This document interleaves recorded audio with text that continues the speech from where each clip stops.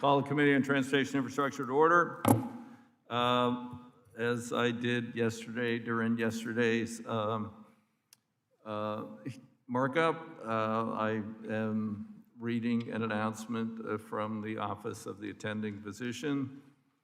The physician has once again imposed a requirement that members, staff, and all others physically present in an enclosed House of Representatives controlled space, i.e. this room and others like it, and the floor of the House will be required to wear masks unless speaking. I view this as a safety issue, therefore an important matter of order and decorum. Assert my responsibility to preserve order and decorum with respect to the wearing of masks. Chair would greatly prefer that all present simply uphold the decorum of the committee by complying with reasonable safety standards recommended by the attending physician and respectful of all the occupants of the room. With that, the committee will come to order. I ask unanimous consent that the chair be authorized to declare recess anytime during today's hearing without objection. So ordered. As a reminder, please keep your microphone muted unless speaking. Blah, blah, blah. If you make noise, I'll shout at you. To insert a document into the record, please email it to documentstni@mail.us.gov. With that, I would go to my opening statement, which I put somewhere. Oh, you took it. Yes, there we go. Okay. Today we'll hear about the impact of the government's COVID-19 relief funding has had on the transportation sector and its workers who were heavily hit. Many transportation workers died. Many, many more became ill, but they kept the trains, the planes, and the buses running during this, the light rail, anything that related to transportation. And obviously ridership went down, but they provide essential transportation to many, many critical workers during that time. And the economy would have been way worse off without their incredible sacrifice. So today we're here to look at the government's response and see that these federal funds have been utilized efficiently and effectively. The pandemic obviously has had a huge and ongoing impact, and Congress took unprecedented steps to deal with that. The Federal Oversight Committee, who will be our first panel, has been tracking this economic aid to determine if it's been used appropriately, identified ways to ensure it is used productively as possible. The Oversight, I forgot I can take my mask off while I'm talking. The Oversight Committee has also worked to identify weaknesses in agencies' management of COVID-19 relief programs, ferret out individual cases of fraud, which in this sector are quite rare, not so much in the Paycheck Protection Program or unemployment programs, but in this it was rare, relatively rare. Our hearing today will examine both these issues, oversight of the funds and the impact of the aid on the industry stakeholders.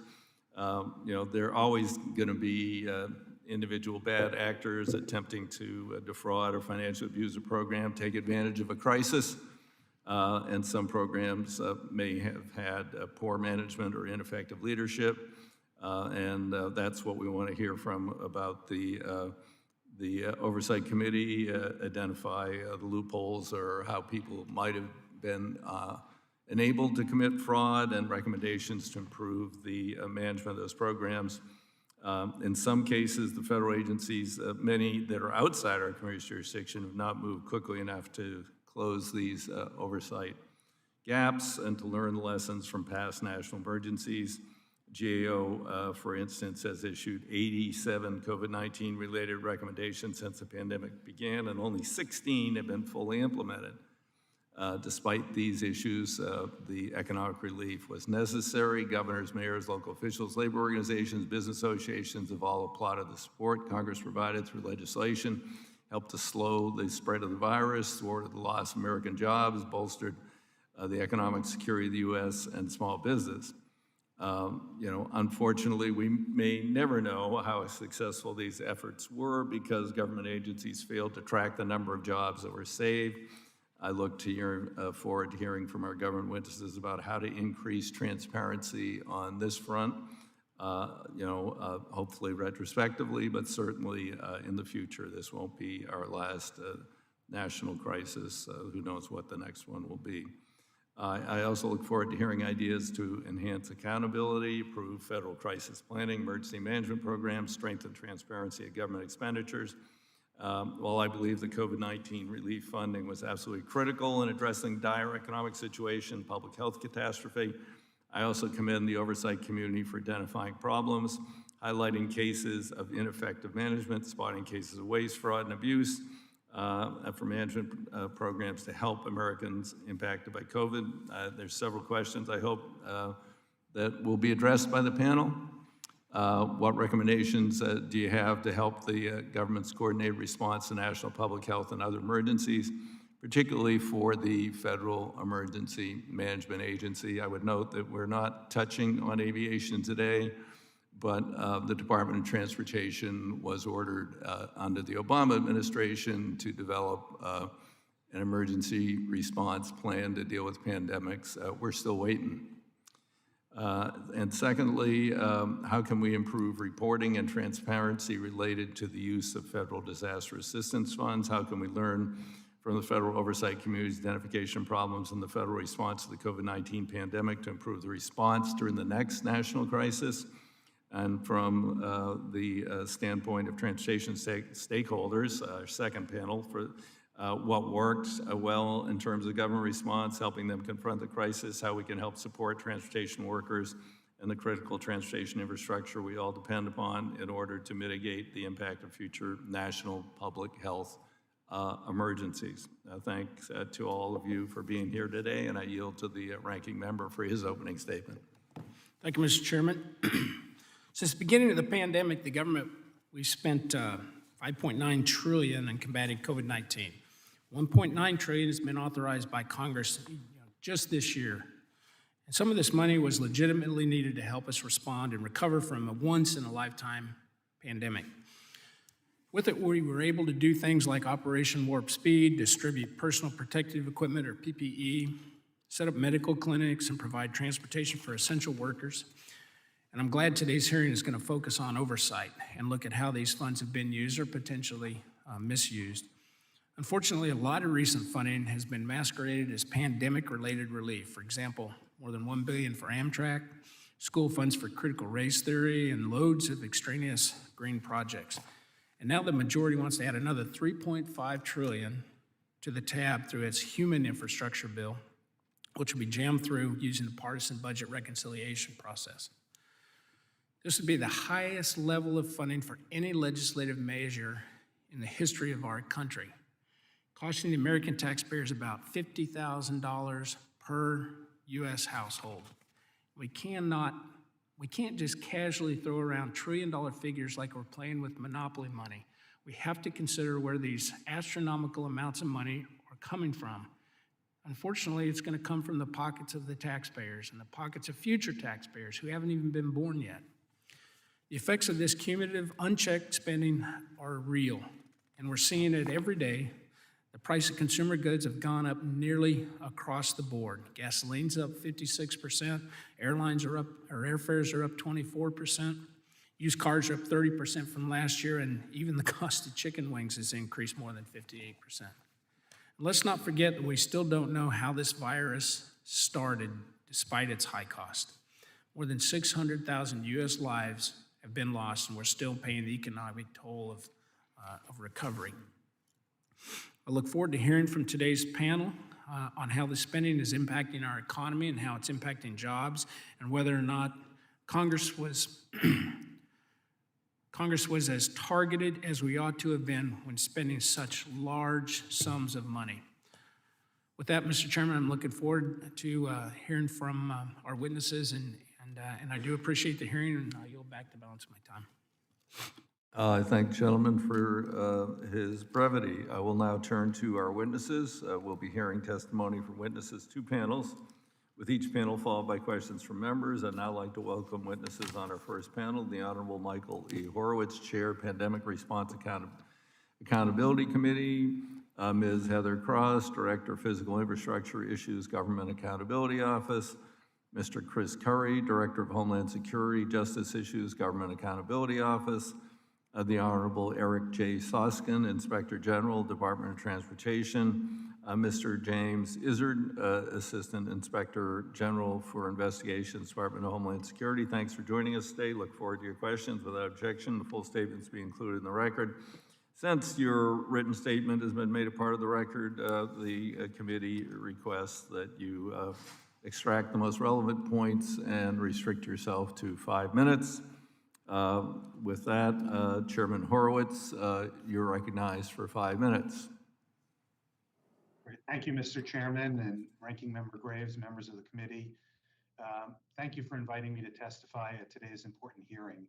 Congress created the Pandemic Response Accountability Committee, or PRAC, which is comprised of 22 federal inspectors general to oversee more than the $5 trillion in federal pandemic relief spending. And I'm proud to report on our accomplishments to date at today's hearing.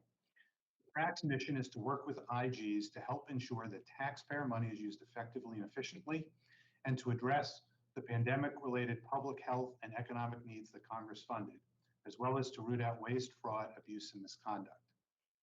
Oversight of a program of this magnitude takes a monumental and whole of government effort. Our efforts at the PRAC have focused on 3 pillars: transparency, coordinated oversight, and accountability.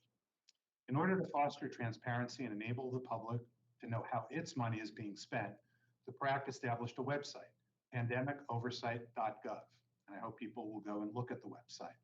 We continually update it with new data sets and spending data, and develop new features to enhance it as a tool for the public.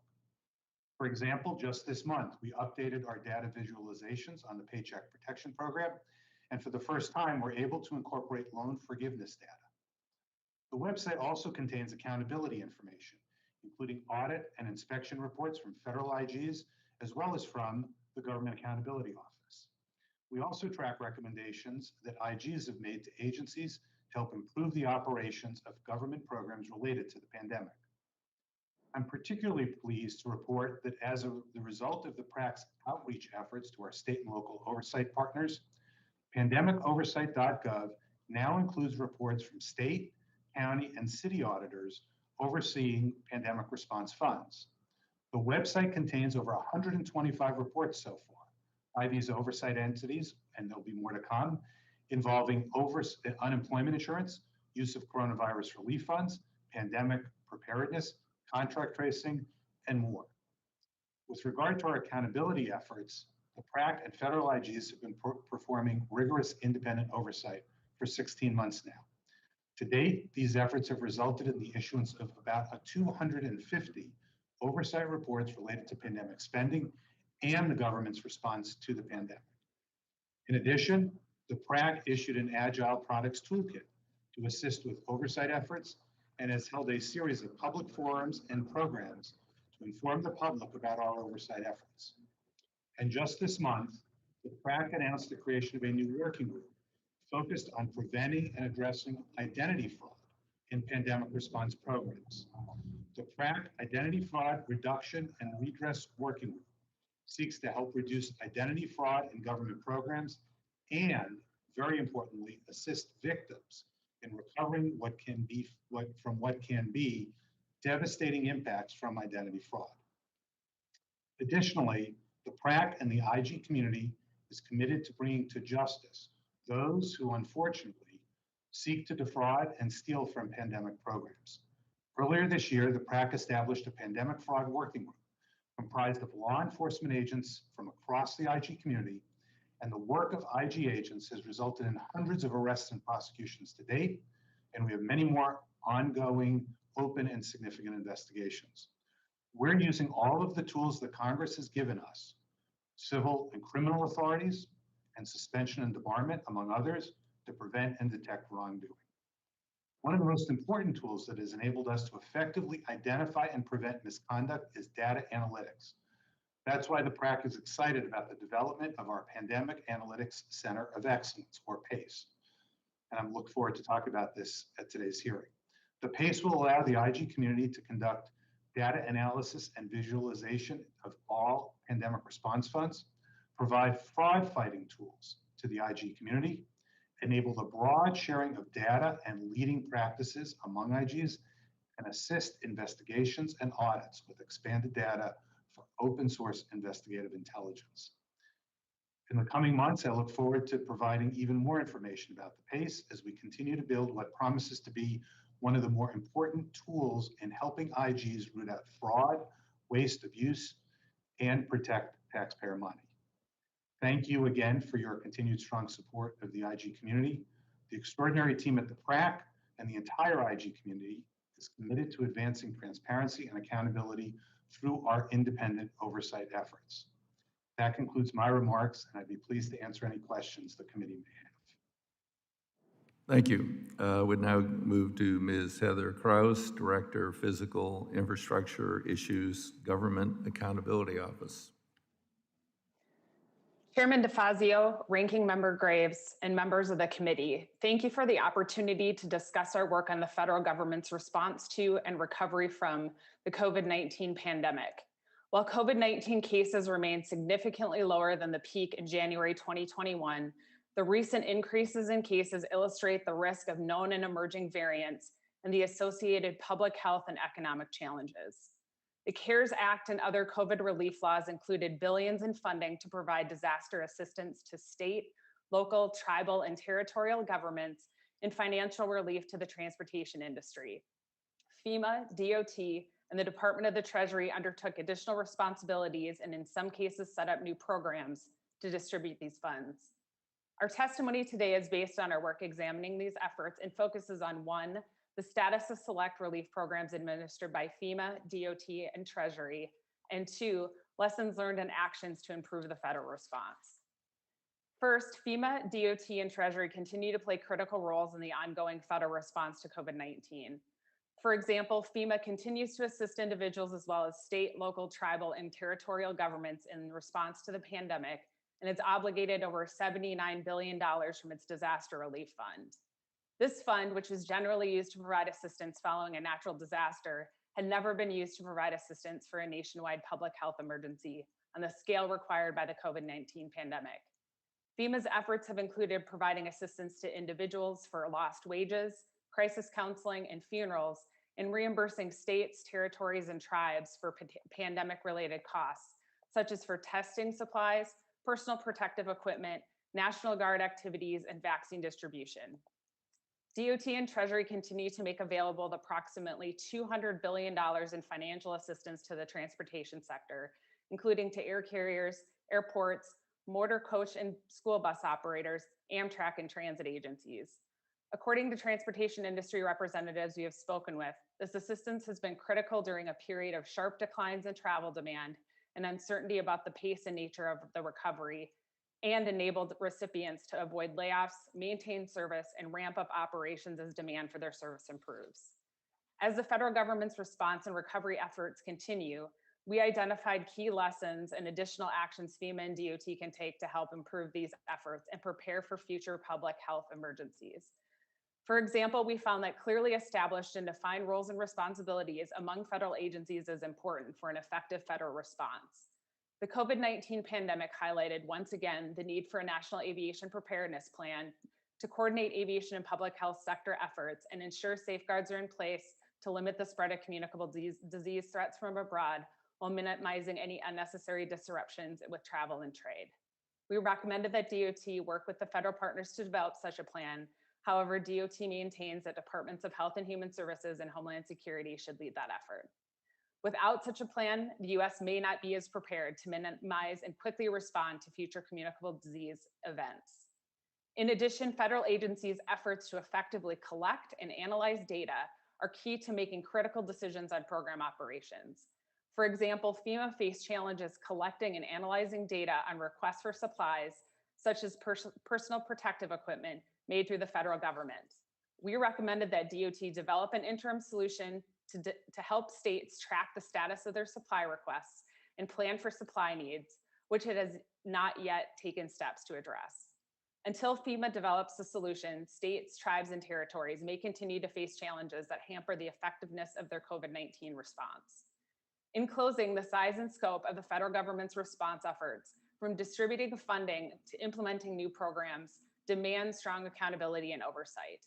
It is critical for agencies to implement our recommendations to help improve the government's ongoing efforts, as well as prepare for future public health emergencies. We will continue to monitor the implementation of these programs and our recommendations as part of our ongoing oversight efforts. This concludes our statement. We look forward to answering your questions.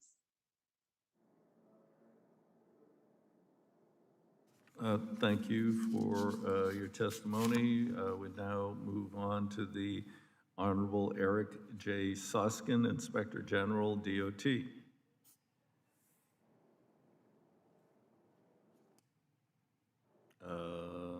Chairman DeFazio, There we go. Ranking Member Graves, and members of the committee. Thank you for inviting me today to discuss DOT's response to the challenges created by the COVID-19 pandemic. As you know, COVID-19's impact on the transportation industry has seriously affected jobs, businesses, and the lives of most Americans.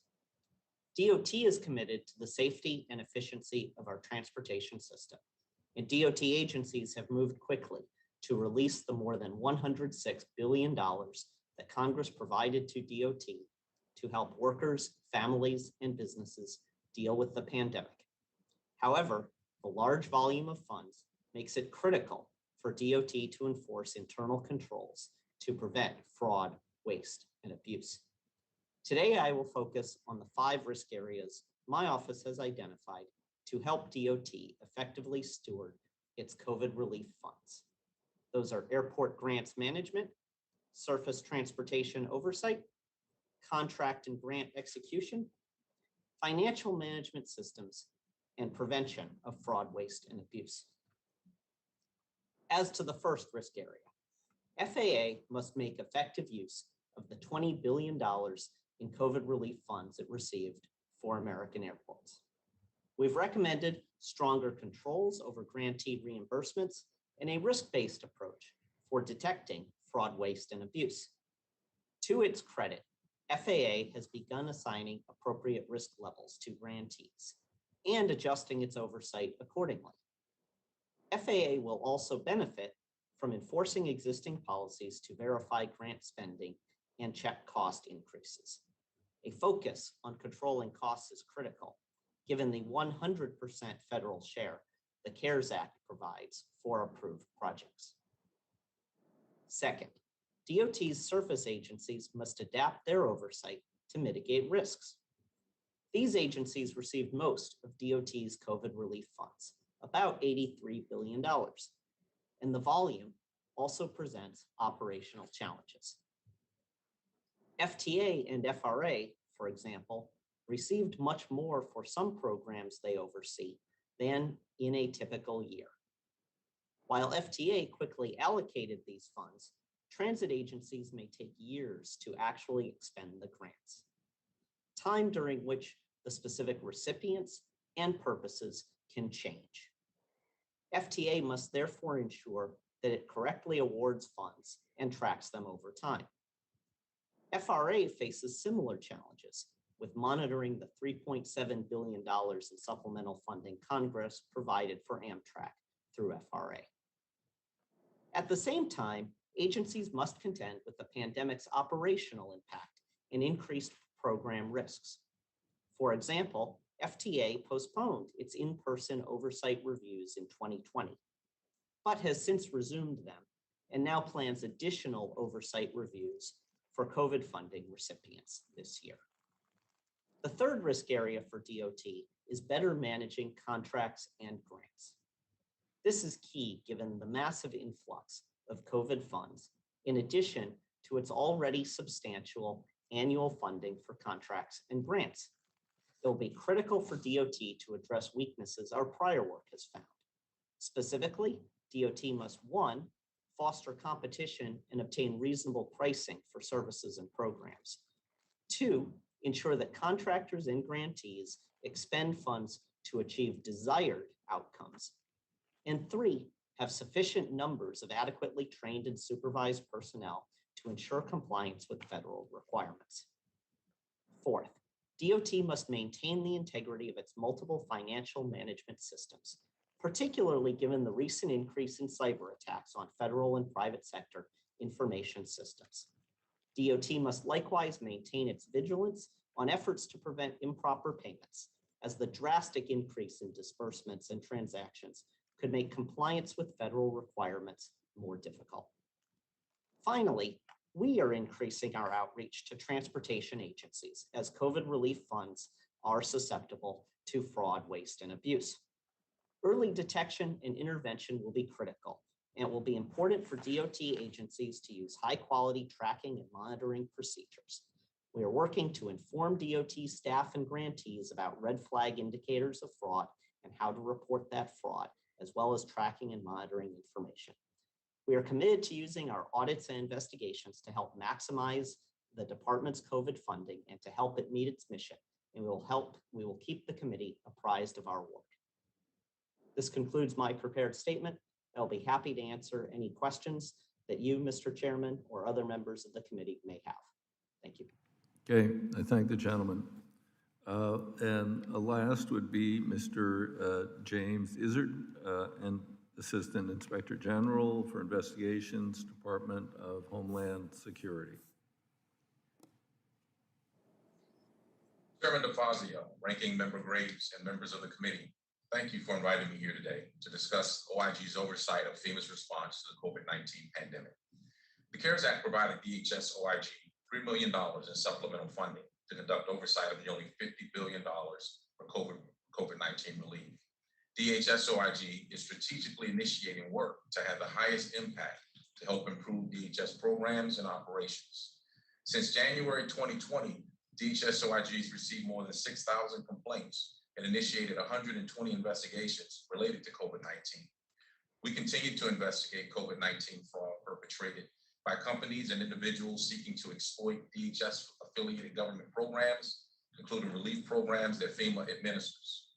A number of our open investigations are under review for possible criminal prosecution by U.S. attorneys' offices nationwide. Since the passage of the CARES Act, we've been at the forefront to detect, deter, and investigate COVID-19 fraud perpetrated against DHS and its components through our participation on working groups, coordination with FEMA and the PRAC, and leveraging the expertise of our professional staff to identify and investigate fraud schemes. For example, on February 3rd, 2021, as a result of an investigation, we worked jointly with the VA OIG, the FBI, and the U.S. Attorney's Office for the Eastern District of Virginia. A defendant pleaded guilty to wire fraud, theft of government funds, and making false statements. From 895 masks, fraudulent unemployment insurance claims. Individual and her co-conspirators were involved in facilitating close to $500,000 in fraudulent unemployment insurance benefits, which included fraudulently using the identities of state prisoners. On April 8th, 2021, the United States Attorney's Office for the Eastern District of Virginia issued a 9-count indictment charging 4 defendants with conspiracy to commit fraud in connection with major disaster benefits. Recognizing the magnitude. An update on that. And then I also, for Mr. Curry,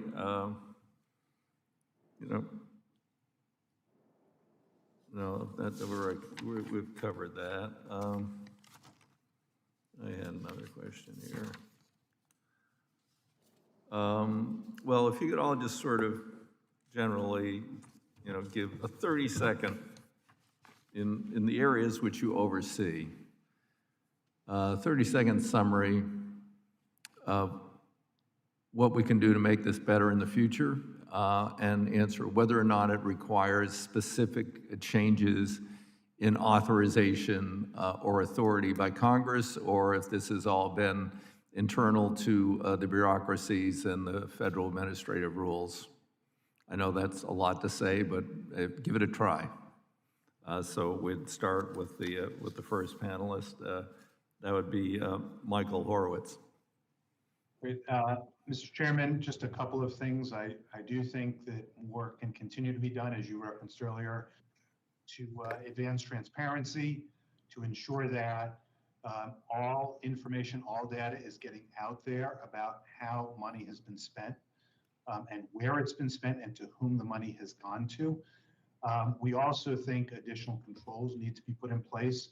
And we have been working over the last many months with OMB leadership and with the ARP implementation team leadership to do that. In terms of additional efforts that could be done from a congressional standpoint or legislative standpoint, I think some of the needs of various programs to ensure that they are taking the steps they're legally allowed to take with regard to, for example, data matching and identity theft, that those agencies can undertake those efforts to try and address what are pretty substantial concerns in both of those spaces. Okay, thank you. Ms. Cross? Sure.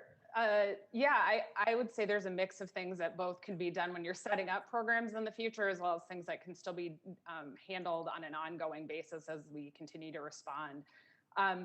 We identified some lessons learned, so coordinating and identifying, defining roles and responsibilities when you're setting up the programs and also as you're executing things, providing clear and consistent communication. I think we saw some challenges with that with some of the program implementation, but there's opportunities as, say, Treasury rolls out the CERTS program and FAA rolls out the Aviation Manufacturing Jobs Protection Program to sort of improve communications and provide clear and consistent communications. I think, again, establishing strong accountability and transparency mechanisms. That's things that, I think, as you heard from the panel today, a lot of us are continuing to look at and audit and oversee as agencies begin to set those up. Okay, thank you. And then Mr. Izzard. Thank you, sir, for the question. I would echo the comments of my fellow panel members, except just to add again to really highlight what we believe is important is accountability and transparency in the programs and processes. From an oversight perspective, we continue to allow our existing work to inform our future work. So as we continue to learn more things in our existing work, I think that will help to tell us where we go next. As well as maintaining collaboration with FEMA.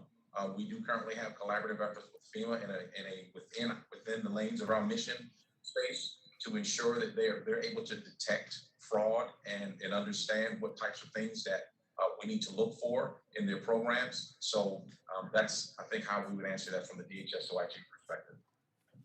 Okay, thank you. My time's expired. Okay. Recognize Representative Webster for 5 minutes.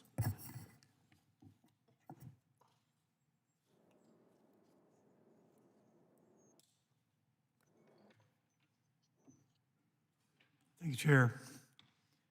I have a question, I think, of Mr. Horowitz, and that is, do you think that if there is, I don't know if you investigated the fact that the money may have been spent properly, it may have been the right price at the right time and so forth, but if the science was flawed, would that have affected something that you might ask in that we're buying things, but we don't even need to buy them?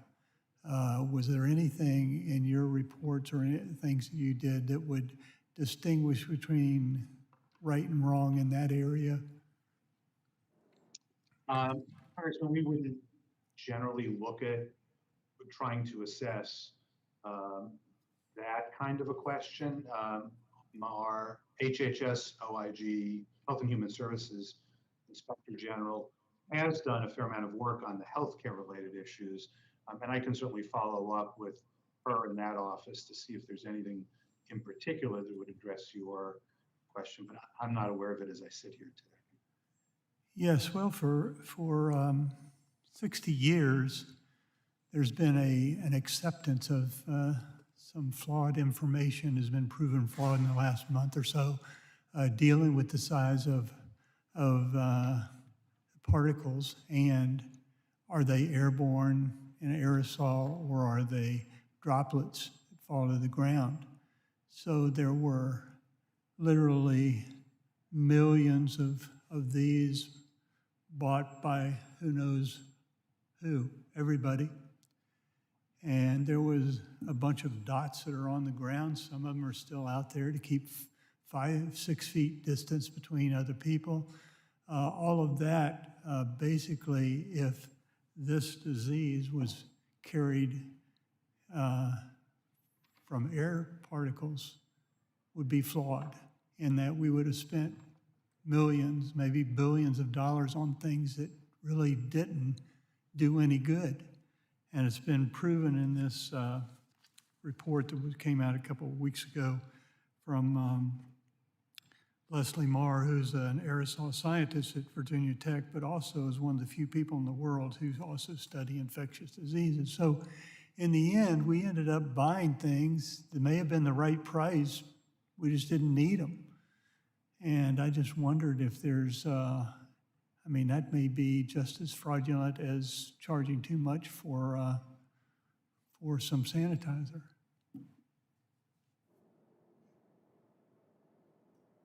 So I guess my question would be, is there anything in the future that you might be looking at that would also make sure that what we're buying is what we need? Well, I'll say, Congressman, as a IG community, we do look at questions about whether what's been purchased is consistent with what's needed.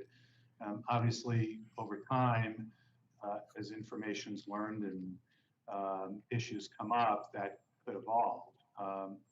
But it is certainly something that we would look at in the context of what's been purchased generally. And I'll just say, in terms of the website, pandemicoversight.gov, that is, we are trying to put out there so that the public can see how money has been used and where it's been used.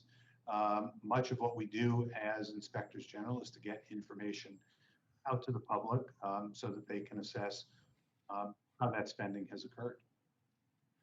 Yes, well, unfortunately, the bedrock of the science in every medical journal and medical book and doctors and their training and so forth stress hand washing, which is a good thing to do, but it doesn't have anything to do with this, and distancing in that the particles are 6 feet is enough distance, and therefore that's okay. And so that was sort of the basis of all of the protection that was being done, including in this chamber. I remember telling some of the leadership, you don't have to be washing the doorknobs. It's in the air, but CDC and WHO were both saying, no, it's not. It gets into a droplet, falls to the ground, which was totally inaccurate and has been proven false. I don't know, I just think we spent a lot of money on some things that didn't really need to be bought. But my time's run out and I'd love to discuss this further. So yield back. Representative's time's expired. Chair recognizes Congresswoman Norton for 5 minutes. Mr. Chairman, can you hear me? We can hear you, yes. Very much appreciate this hearing as we try to focus on what we've learned for the future. My first question is for Inspector General Soskin. The district is Amtrak's hub, so I'm particularly interested that Congress provided almost $4 billion in supplemental appropriations for Amtrak in response to COVID-19. Earlier this summer, you did an audit report on the Federal Railroad Administration's program of oversight of Amtrak's use of federal funding. Your report found a range of problems at FRA: incomplete policies to assess Amtrak's adherence to programs, et cetera. You made several recommendations to FRA to improve its oversight. Can you describe FRA's response to your office's findings and the specific steps it plans to take to implement your recommendations. Yes, Representative Norton, I can.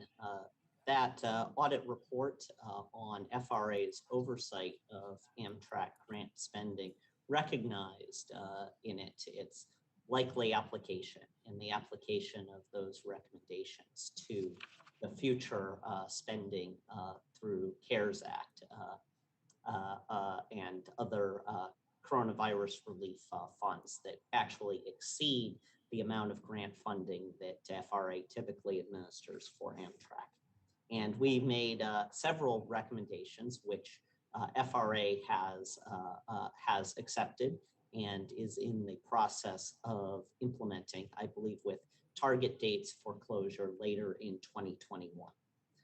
Those recommendations include that they create measurable oversight goals and metrics for their oversight of Amtrak spending, that they create and develop policies and procedures by which they can track on a comprehensive basis the issues that are identified in their oversight, so that they don't just identify issues and then those remain unaddressed by Amtrak.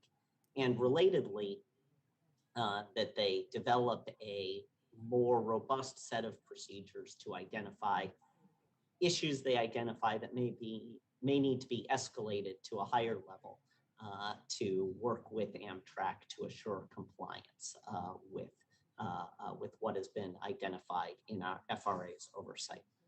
We believe that if these recommendations are implemented and implemented successfully and executed upon, they will greatly assist FRA's oversight of those Amtrak supplemental funds in the COVID relief legislation. I appreciate that you set target dates and that apparently these dates are being adhered to. My next question is for Mr. Kraus of GAO. I'm chair of the subcommittee that has just passed the Transportation Infrastructure Bill, and the district, of course, has Metro and is dependent on transit. So I'm particularly interested in the billions in grant assistance to help transit agencies that Congress provided to manage their fiscal restraints. So, Mr. Kraus, I would like to ask, how did the Federal Transit Administration perform in managing such a large influx of funds and getting it to transit agencies in a timely manner? Thank you, Congressman Norton. This is actually Heather responding to your question, Heather Kraus.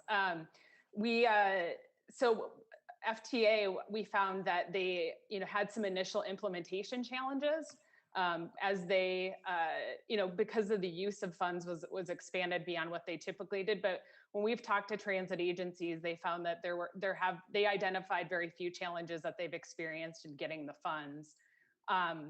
As it's been implemented and as we get into the newer funds that have come out, there is more challenges at the local level as they figure out how to allocate the funds among different entities at the local level. But otherwise, we've heard few challenges from the transit agencies in terms of implementation. I know that our colleagues at the DOTIG are looking more closely. Gentlewoman's expired. Time's expired. Chair recognizes Representative Davis of Illinois for 5 minutes. Thank you, Mr. Chair. My first question would be to Mr. Horowitz. First off, I want to say thank you for the work that you and your team have done on a wide variety of issues that you and your team in this country has faced over the last few years. I do want to raise an issue that falls outside the realm of transportation and infrastructure, though. But you raised it in your testimony, and that's because it affects many of my constituents, including me. And it's the issue of unemployment insurance fraud. Does your committee have data on how many individuals were victims of identity theft during the pandemic as it relates to attempts to defraud the unemployment insurance system? And how much money has the federal government been defrauded? Congressman, we've worked at the PRAC closely with the IG at the Labor Department on these issues, and the Department of Labor OIG has done a lot of work in this space and has made some estimates that the amount of fraud could be upwards of 10% at this point, but it's still unknown. I should emphasize, as we're investigating and looking at these issues. But one of the significant issues, as I mentioned and as you referenced, is been identity theft, and the number of people that we've heard from who've expressed concerns about having their identity stolen. And of course, there's two problems, two very serious problems that arise from that. As you know, one is the program itself gets defrauded, but then separately you have the victim whose identity has been used, who has to deal with the fallout from their credit, other issues, security clearances, perhaps, if you're a federal employee or employee in a sensitive position, and a number of challenges that arise as a result of that. And that's why we set up the identity fraud working group that we did to try and tackle that problem. Well, thank you, Mr. Horowitz. As I mentioned, I was a victim myself in my home state of Illinois. And after going through that ordeal, we tried to make sure that all of our constituents who were affected knew the right steps to take to protect themselves and protect their families and their own identity. But with that being said, sir, do you have any policy recommendations that you could lay out that might make it into any final report or recommendation? We have, as a community, put out some. Actually, the Labor Department IG and the SBIG have public reports that they've recently issued on that, and certainly would be happy to send them to you. Much of it focused on what the agencies can do to both detect potential identity theft before it occurs, so stop it in its tracks, and then also, when it does occur, how to help victims of identity theft address those problems. So, for example, ensuring, and some of these are maybe obvious steps, but steps that SBAOIG, for example, has recommended with regard to the Economic Injury Disaster Loan Program, referred to as EIDL. The importance, for example, of just maintaining and tracking identity theft complaints, processing information about identity theft, and helping to restore identity theft victims to their condition prior to the fraud, including stopping, loan billing statements, preventing delinquency collections, taking what may seem like common sense steps, but steps that aren't necessarily yet being done. And the IG there and the IG at the Labor Department has also made recommendations that they're following up on. I'm happy to talk with you further about that. No, thank you with that. We tried to address the issue of unemployment in our initial funding given to states. Like my home state of Illinois got $40 million over $40 million, I believe, to implement a pandemic unemployment insurance system to avoid some of these issues.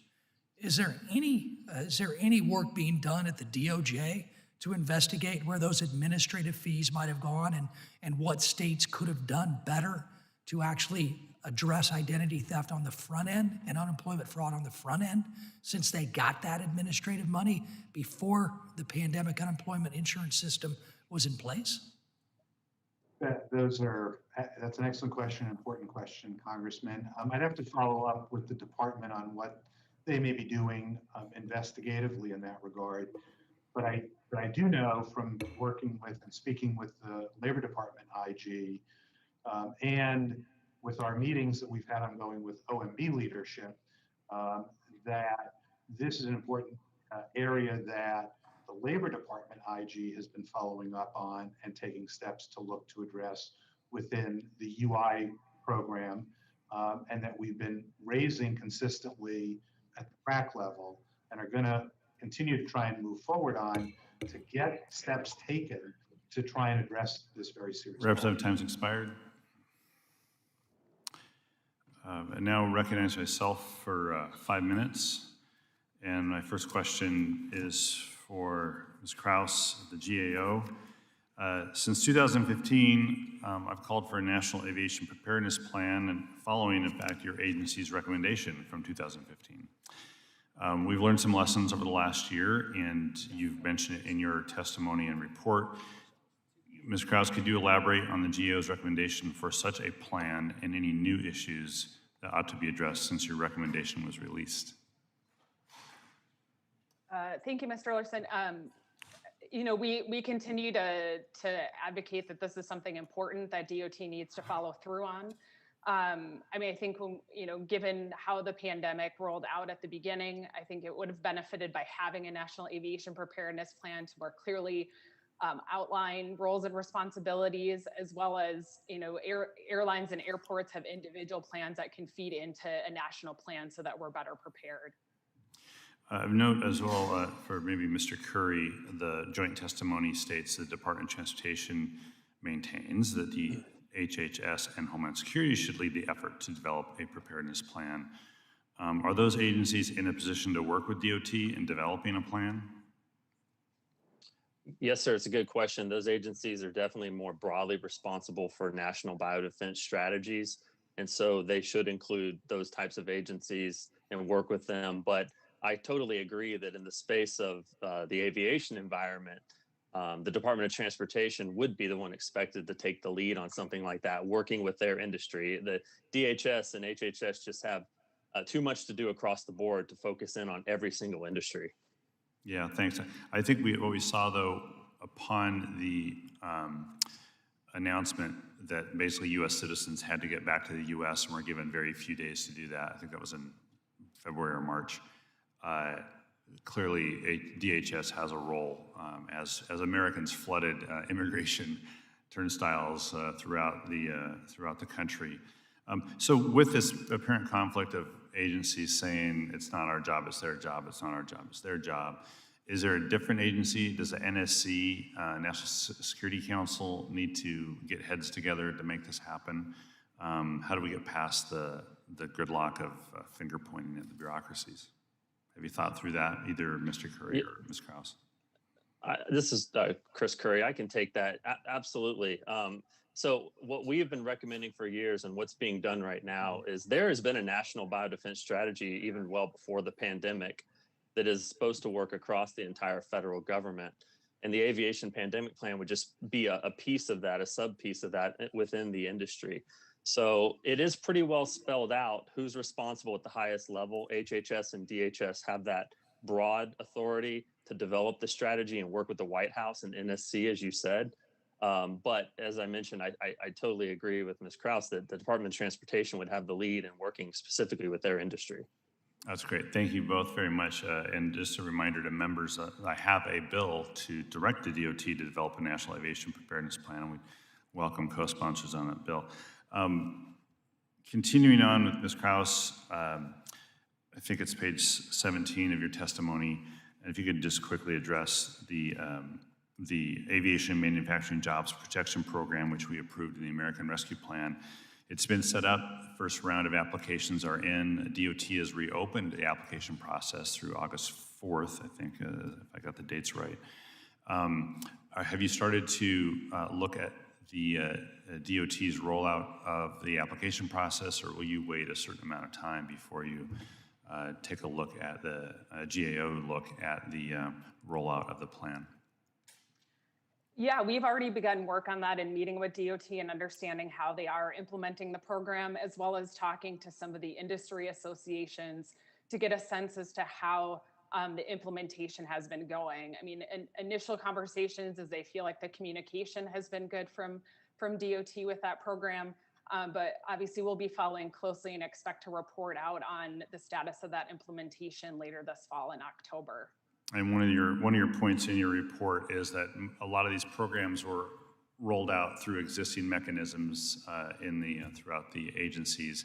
This was one program that sort of had to be created from whole cloth. Is that one of the things you're looking at, the compare and contrast of those activities?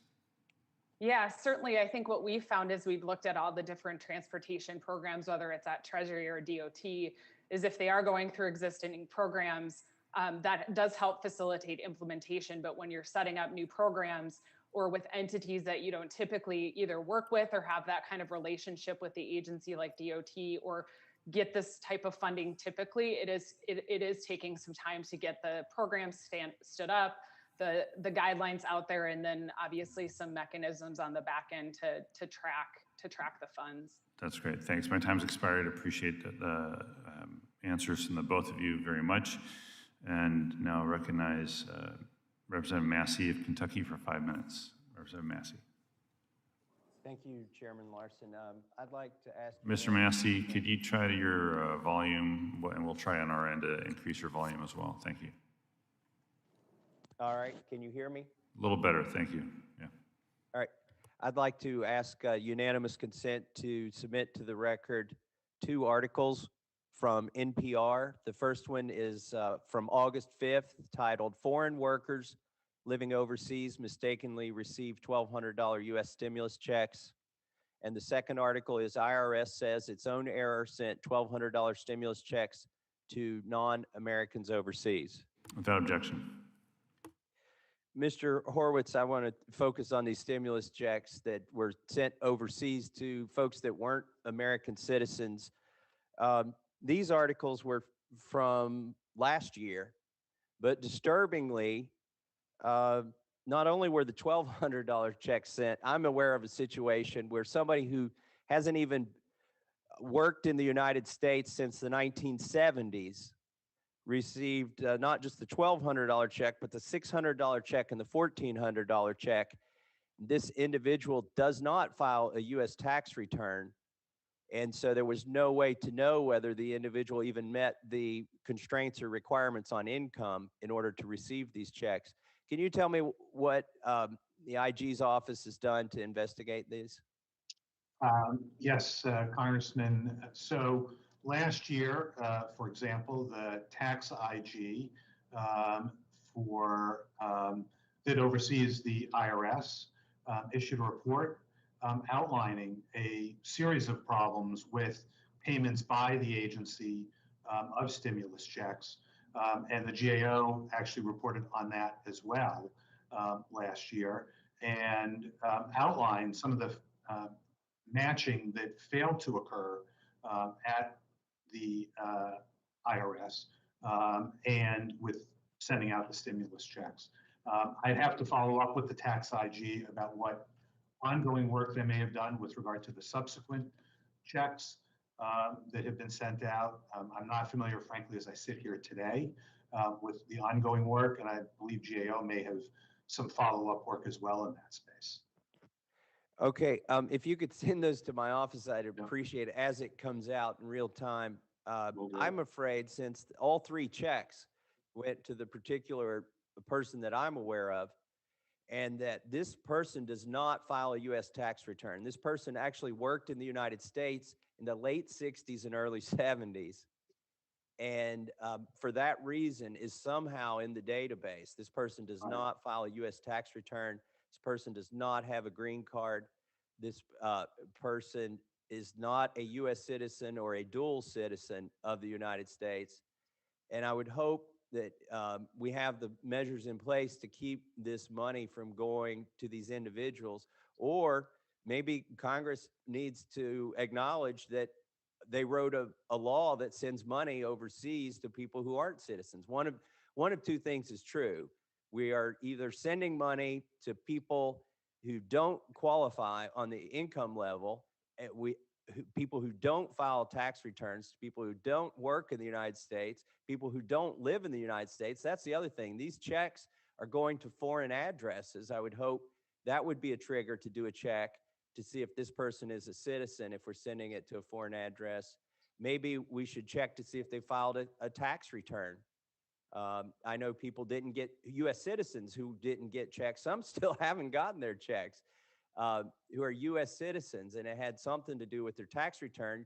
Yet this didn't keep people who are foreign nationals from getting these checks, who don't file tax returns, haven't filed tax returns in at least 40 years. So I hope, we'll keep a check on that. And I don't want to take any more of your time, and I appreciate you looking into it. And I'll yield back the balance of my time. Thank you. Thank you, Congressman. Representative Napolitano. Thank you, Mr. Chair. Ms. Kraus and Mr. Soskin, I want to follow up on Representative Norton's question regarding assistance to transit agencies. Mr. Kraus, Ms. Kraus, you mentioned problems cities are having. Can you expand on that? Can you tell us what those problems you mentioned? What I was getting at is more the time that it takes at the local level to determine how to distribute the funds when you're at the urbanized area and the funds are down at that level. There is some discussions at the local level as to how to dedicate those funds to the different and often multiple providers that are at the local level. So that's what's playing out in terms of some of the transit funding now. Is there any other problems in that? No, as I said before, I mean, I think when we've talked to transit agencies, largely implementation has gone, they found few challenges with implementation of the program from FTA. Thank you. Mr. Soskin, Ms. Kraus mentioned you would be able to expand on the issues of assistance of transit agencies. Can you please explain your work and findings on assistance of transit agencies? Absolutely, Congresswoman Napolitano. We have two audits planned on Federal Transit Administration relief funding oversight. It's a sort of a two-phase audit, one of which will be the design of the FTA's controls for requirements and oversight risks during the awarding and life cycle of the grants that they're providing to transit agencies. And the second phase or second audit will be a look at the implementation of their controls. In the Relief Funding Management Challenges report that we identified for the Department of Transportation last year, we also recognized several of the other oversight challenges and challenges that transit agencies will face with these funds. One is that there's an interesting hybrid here of providing funds through an existing program, but providing them for new purposes in terms of the operating expenses and the 100% federal share of those operating expenses. And we look forward in our work to examining how the oversight and how the expenditures work, given that new purpose within an existing program. And the other challenge we highlight is monitoring funding and FTA's past reliance in many cases on either self-certifications by transit agencies of their compliance with eligibility and funding conditions, as well as the reliance on oversight contractors, oversight support personnel who can be contractors, who of course are a valuable and important resource when the spigot of funds opens suddenly, as it has with pandemic relief funding and as it has with hurricane relief funding in the past with the ARA funding a decade ago. But ensuring that those support personnel are properly trained, that they're familiar with the federal oversight restrictions, and that they have methods to ensure that attention is brought to their recommendations and issues they identify will be critical. Well, one of the major transit agencies indicated that they were having problems securing the PPEs. Can you tell me why? I'm not familiar with the details of that issue of securing PPEs. I'm not sure if we have done work in that area, but my staff and I would be happy to follow up with you about that question and work with the department to try and get you a specific and accurate response. Thank you very much. I think it would be important to find out why the distribution was held up to the states and then filtered down to the counties. And it made a great problem for my transit agencies, especially the little ones too. Thank you very much, Mr. Chair. I yield back.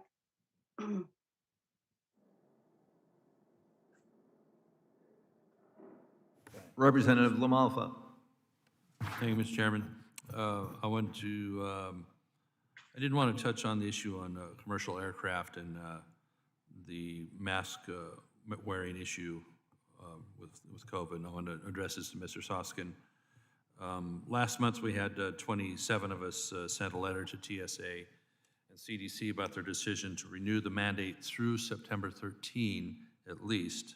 Not even sure when they're going to review the length of time, but we asked them to review the policy and remove or modify it for passenger commercial aircraft. What we're getting is reports of 75% of the unruly passengers, reports this year, because of the mask situation. I think we've all seen the videos of people getting pretty roughed up there, where if their 2-year-old doesn't have the mask on or it's not on the right way, and this is while people are on the plane that are not even wearing theirs correctly with the enforcement or what have you. So we know that the aircraft themselves have extremely efficient filters that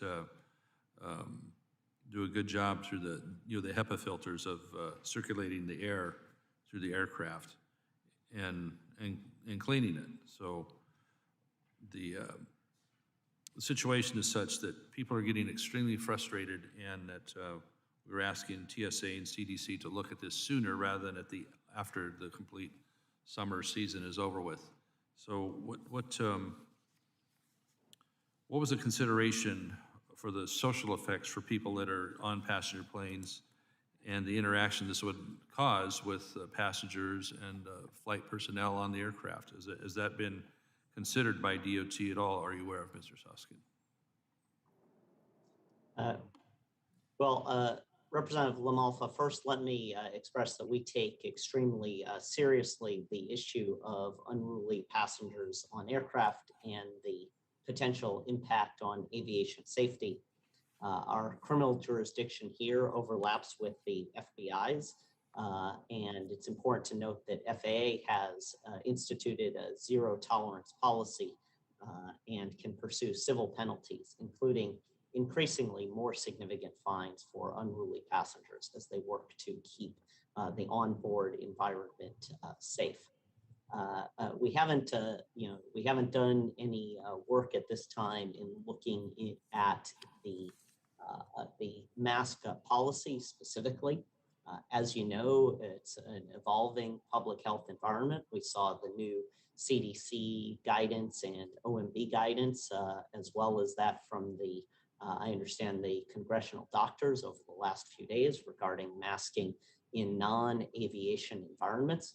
I do appreciate your highlighting, however, the efficiency of the filters on commercial aircraft. I think it's, of course, important for members of the traveling public to recognize all the safety measures that are in place to keep commercial aviation safe. Well, it's exciting to hear about the zero tolerance policy, but I'm talking about, real people that are trying to travel here. And, if they do have kids, if they do have people with special needs, it seems there's some really overzealous enforcement going on. And I think for the flight personnel themselves, I hear the browbeating by the people announcing as the flight is going along, wear the mask. They're basically, it's really becoming an atmosphere that's not pleasant for something that is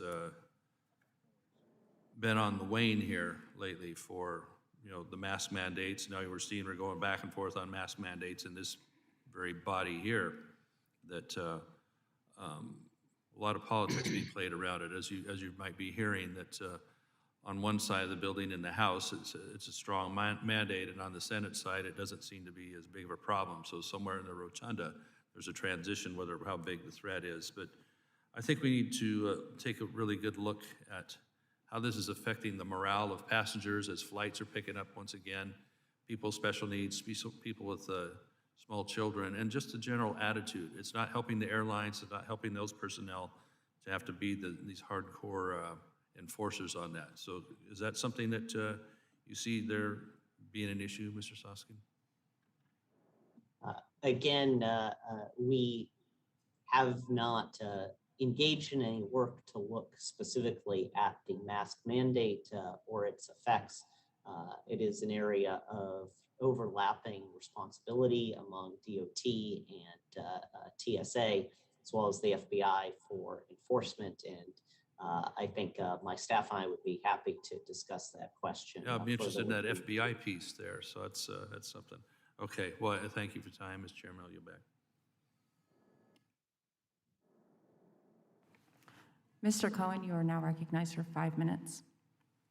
Thank you very much. And first, I'd like everybody, if you can notice in the background, there's a television screen in my office where the Washington Nationals are playing a baseball game. 4 of their players are in COVID restrictions. 8 of their personnel are in COVID restrictions. I think masks is a good idea, and especially on airplanes and where public gathers in small spaces. But I want to thank Chairman DeFazio and Member Graves for holding this hearing.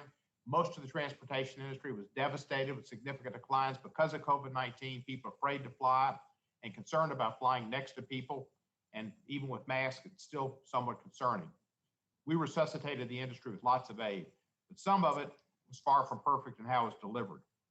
One issue I worked on extensively was the disproportionate share of CARES Act grants that were awarded to certain smaller, less trafficked airports at the expense of our major commercial hub airports who service most of the public and do most of the work and need most of the money, including Memphis, which is the world's largest cargo airport in the world. These award amounts were based on a formula developed by the Senate and the Federal Aviation Administration that produced massive windfalls for certain small airports. As many as 31 airports received grants for at least 4 years' worth of operating expenses, and over and above, so they would have had 4 years' worth of operating expenses without any monies that they would otherwise have received. Fortunately, the wrong-headed formula was changed. The airports, for the future funding, they didn't receive a disproportionate share of funding from additional pandemic and 2 subsequent relief bills based on the pandemic. Nevertheless, the amounts that were awarded at certain airports under the CARES Act were far more than needed or were fair. Mr. Soskin, can you tell me why the formula was written this way in the first place, and what your office is doing to monitor the smaller airports in their use of that money and to see to it that it's properly spent in accordance with FAA grant requirements? Congressman Cohen, as Ms. Kraus highlighted earlier, one of the trade-offs that we face in awarding emergency relief funding, like in the CARES Act and CARISA and the ARP, is the trade-off between doing something new and unfamiliar for the agencies administering funds and making use of existing mechanisms, existing programs, and existing formulas. In this case, I think it's instructive, the responsive approach that was taken by FAA when it identified the multi-years of operating expenses that you referenced, and updated and limited the funding beyond a certain point. And then Congress in the CARISA extended that and narrowed the scope. Mr. Soskin, I know the history. I've been through it and found it difficult to get through it. The question was, why was it written that way in the first place? It wasn't using a formula that we already had. It was a new formula that the Senate and the FAA came up with. Why did they do that? That's a question that we may look at as part of our current audit in the FAA's award and oversight of CARES Act funds, beyond its potential inclusion in that ongoing audit work. Mr. Soskin, thank you. You're not answering the question, but I'll go on to Ms. Kraus and hopefully she'll be better at doing that. What can you tell us about how much of the grants that were awarded to these small airports has been used, and whether larger commercial service airports are getting enough funding from the FAA to meet their needs?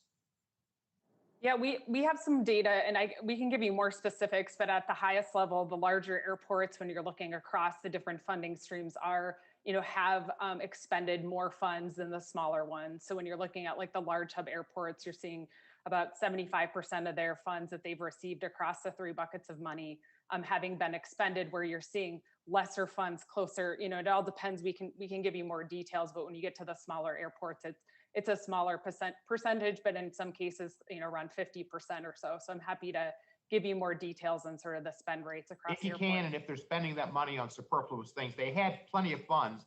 They basically have long dirt runways and a wind socket. They didn't really need all that money. And what are they spending it on now? Is it extraneous things just to spend the money? This was horrific.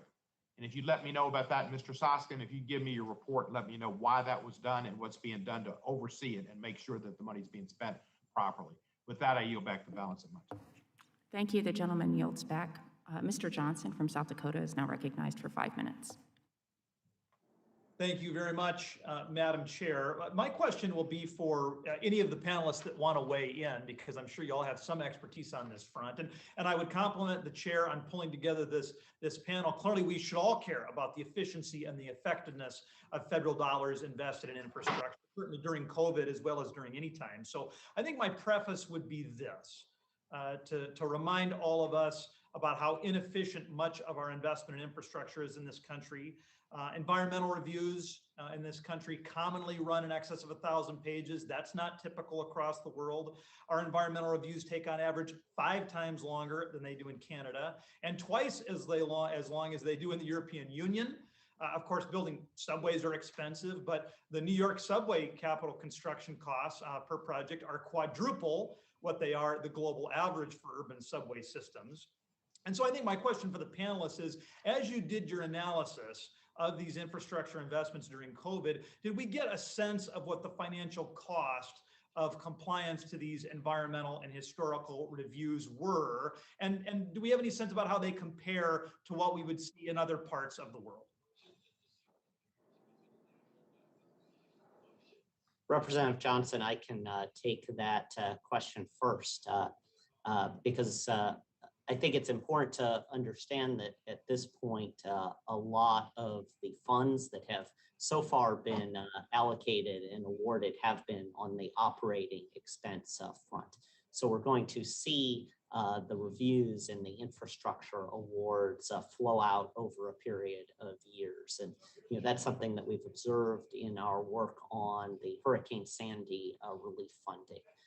Where in our report earlier this year, we highlighted that although $10 billion in hurricane resilience and recovery funds were awarded shortly after Hurricane Sandy, even at this point, only about $4 billion of those funds had been expended.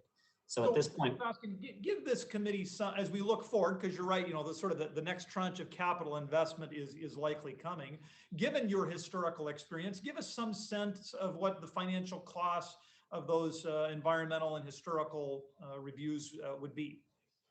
So I don't have readily at hand the details of what some of those expenses are. Anecdotally, I believe the elements of your question are correct, that planning and environmental reviews can take longer than in some other countries. I think that's a problem that has been recognized across the government, and it's something we'd be happy to follow up on. If we have some work in that area, we can share with you. Maybe for all the panelists, just so we can focus on solutions, given your deep expertise and as you've done analyses in inefficient and efficient governmental spending, are there things that could be changed in the federal infrastructure environment landscape statutes that could make for a more efficient investment? Are we getting in the way, and if so, how?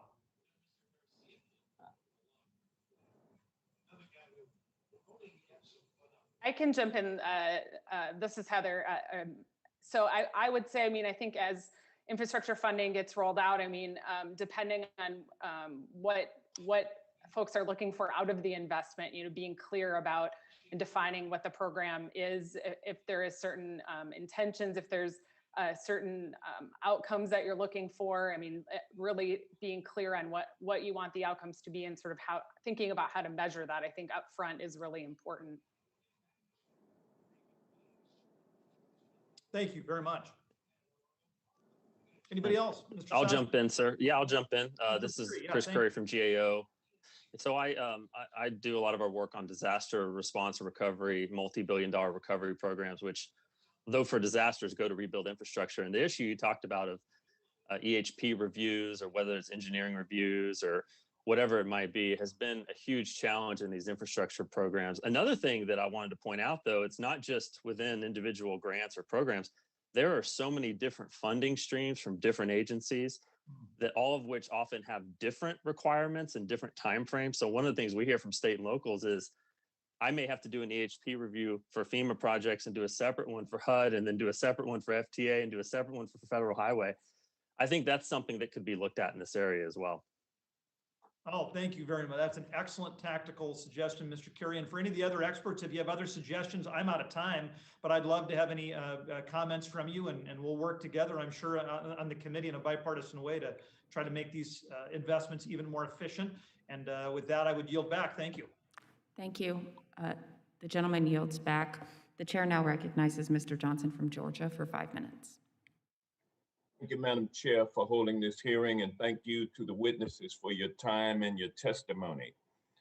$5.9 trillion is a significant sum of money, a lifeline for hardworking Americans, and the sum total of relief and job protection measures provided in the CARES Act. Last year, Congress acted decisively during a once-in-a-century pandemic, but our work is far from done.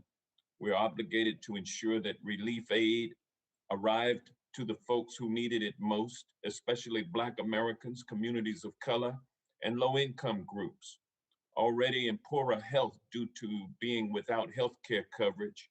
Communities of color were the essential workers who disproportionately bore the brunt of sickness, hospitalization, and death due to COVID-19, and who were exposed throughout the pandemic while enabling us to work from home. They are the people who have too often been underserved and unserved by the federal government. Mr. Izard, your office has found FEMA's management of disaster relief grants and funds to be inadequate. You reported last year that improving FEMA's management of these grants would be one of DHS's top challenges in responding to the COVID-19 pandemic. What is the impact of these deficiencies on FEMA's ability to get disaster relief grants to communities of color and Black Americans? Thank you for the question, sir. As you rightly stated, we've done a lot of work in this area, and we have ongoing work now. One particular audit that was done, and I will just say that I am much more tuned to our criminal investigative work, but have some general visibility on our audit work. And one particular audit that was done looked at FEMA strengthening its responsibility determination process to ensure that contracts are granted properly in the right place in the right time. That audit actually was awarded and then canceled 22 contracts valued at about $184 million.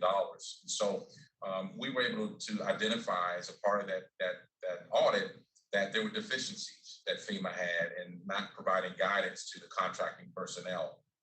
And we provided a recommendation to them as well in order to fix that. Also, looking at— Let me ask you this. Has FEMA made any improvements in helping the underserved and underrepresented since your report was released?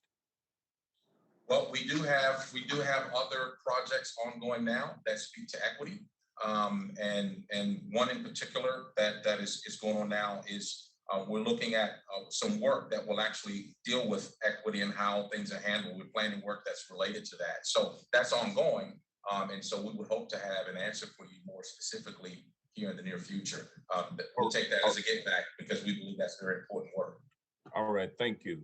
Ms. Kraus, the GAO reported on the CARES Act loan program for aviation and found that small businesses were less likely to receive loans under this program and that Treasury prioritized applications from large passenger carriers. That said, small businesses are more likely to be led by minorities and women. As a result of Treasury's actions, what has been the impact on minority-owned small businesses and Black-owned small businesses from prioritizing the large carriers? So we didn't get into that level of detail in terms of who is impacted in terms of the types of business or that level of detail in the data. I think what we did find though with that program and some of the challenges that the small businesses faced was some lessons to be learned if there is another similar type of program in the future. So having, you know, potentially multiple paths or multiple programs to be able to support the diversity of businesses that might be applying for that type of assistance. Thank you. Mr. Iser, what key things do you believe FEMA still needs to do to improve their grant management oversight, especially for the grantees who desperately need these funds, whose livelihood and families depend on relief aid? Well, as you stated, sir, that's a very, very important area to look into. We certainly remain in collaborative and collegial with FEMA to ensure that they're continuing to direct their attention in areas where there are the greatest gaps and deficiencies. In fact, our recommendations from our audit works are intended to actually point them in the direction of where the greatest deficiencies are. So we'll continue our collaboration with them and continue to in the hopes that they will move in the direction that as you just referenced. Thank you. The gentleman's time has expired. Thank you. The chair now recognizes Mr. Nels from Texas for 5 minutes. Thank you, Madam Chairwoman. Mr. Izzard, I thank you for being here. It's good to see you. In your written testimony, it states that each fiscal year, DHS, Department of Homeland Security, OIG, issues hundreds of recommendations to improve the integrity, accountability, and performance of the Department of Homeland Security. The DHS Inspector General is one of 9 statutory IGs who are members of the Pandemic Response Accountability Committee, or PRAC. We know that the CARES Act provided DHS, Department of Homeland Security, almost $46 billion for COVID-19 relief, and I believe your department, sir, you have around $3 million of that to conduct oversight of those funds. So my question for you is, Mr. Izzard, are you monitoring the resources the Biden administration uses on border missions? Thank you, sir. We have a number of ongoing projects with regard to the border at this time. In fact, our Inspector General has recently made a number of trips to the border to personally take a look at the humanitarian crisis that's occurring at the border. And so as a result of that trip, our office has initiated additional projects. So there are projects that are ongoing. Happy to get back with our staff and make sure we provide details on what those projects entail and what they'll cover, what they're intended to cover. Thank you. And as you stated, the humanitarian crisis, how much is the border crisis costing the American people? In other words, how much money has DHS used to address the 1 million people who have been apprehended at our southern border since the start of the year? That's a great question, sir. And I don't have that information in detail available. Prefer not to speak anecdotally to it, but I will certainly make sure that we get you the detailed information. I believe we've done work in that area, and we'll look at that to get that answer back to you.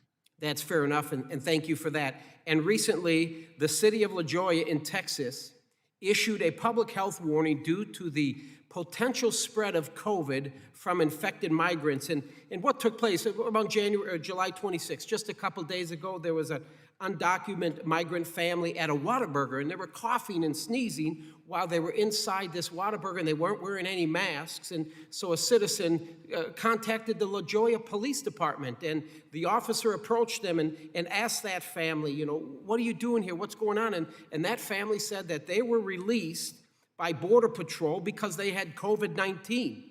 The family also stated that a local charity group paid for their room at a local hotel.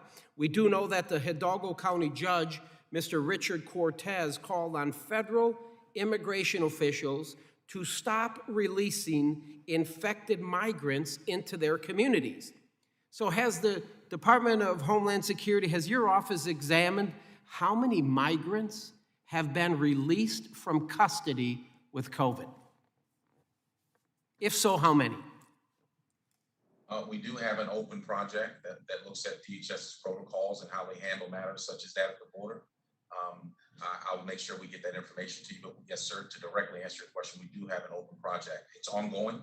We look forward to providing and publishing the final report once it's complete.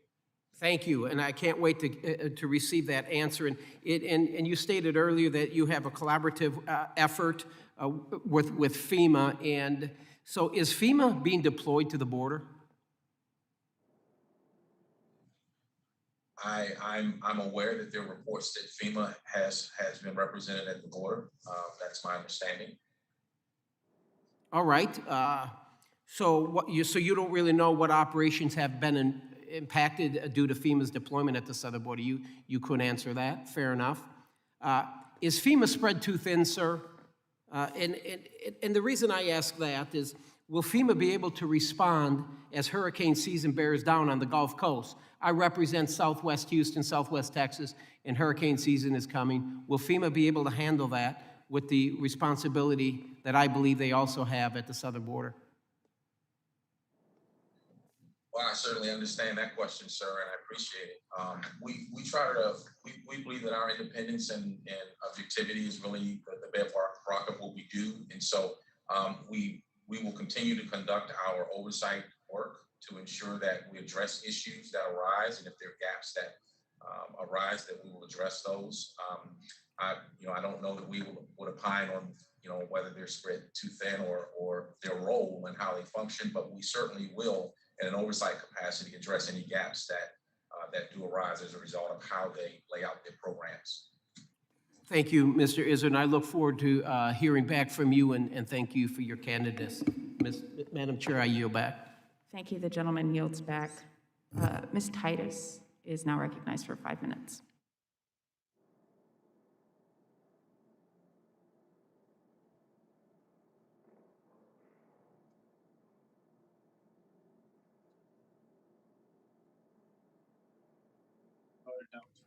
Muted. You're muted, Ms. Titus. Ms. Titus, I believe that your microphone is muted. Now, is that better? We can hear you now. You are recognized for Okay. 5 minutes. Excuse me. I was addressing this to Mr. Curry. Early on in the pandemic, there were several reports from state and local emergency responders alleging that their orders for supplies were getting redirected. The chairman and I raised some concerns with the former administrator, and it seemed that the former president's son-in-law was heavily involved in some of the coordination efforts under FEMA. One example was in Arizona, the Phoenix fire chief complained, "We have ordered millions of dollars of personal protective equipment that keeps getting hijacked before going to the city of Phoenix." I wonder what steps FEMA's taken to prevent this kind of unpredictability from happening again in the future. And is there any investigation still going on about that, or what can we do to take additional steps to be sure that we don't have a bridge to nowhere? Yes, ma'am. Thanks for the question. That was actually one of our recommendations last year, still early on in the pandemic. There's no doubt there was a ton of confusion early on between FEMA and the state and local governments about who was making decisions where federal supplies wound up and where they didn't. We heard lots of stories from states about supplies showing up that they didn't ask for, and then supplies that they asked for never showing up. So one of our recommendations was that obviously FEMA needed to get a better handle on communication and coordination with the states on that prioritization. Actually, back when we made that, they disagreed. They thought we were already doing that. But they have taken a number of steps to improve that, and we have heard some improvements. But I will say that the need for the PPE and the supplies, as you know, has drastically been reduced over the last 6 months or so. So my concern moving forward, if we face another surge and we get into the need for the federal government to begin airlifting and providing those supplies again, that we're going to face similar challenges moving ahead. Well, that distresses me because, Las Vegas is becoming a hot spot, and we see on the news every night hospitals are being backed up. We need more testing to complement the vaccine. So I hope all these things you hear about supply chain are not going to apply to the work that y'all are doing. So I'm glad you're trying to get on top of that. I would add that while most of the people you worked with were good actors, there were a number of kind of schemes that we heard about: fraud schemes, theft of public funds, hoarding of scarce materials, fictitious claims against the government. Are y'all working with state and local law enforcement to try to either go after those people or be sure that it doesn't happen in the future, or what we can need to put in place to prevent it?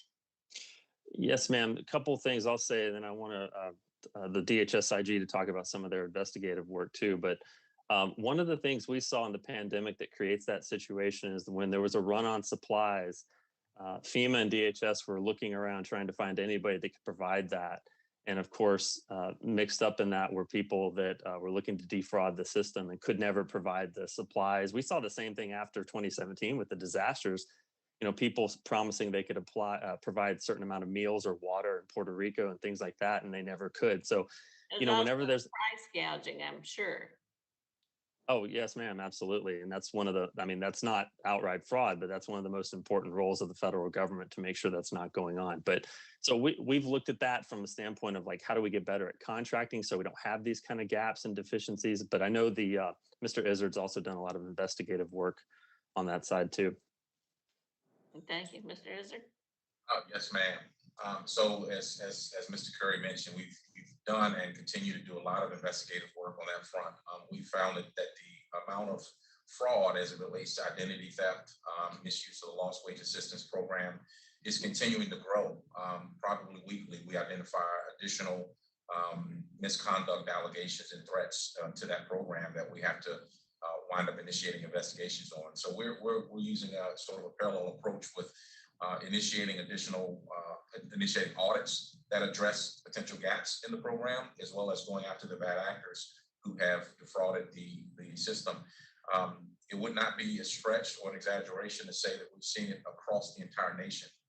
And so we believe that we're going to continue to find those pockets and areas where there are individuals who have exploited the system to personally enrich themselves financially.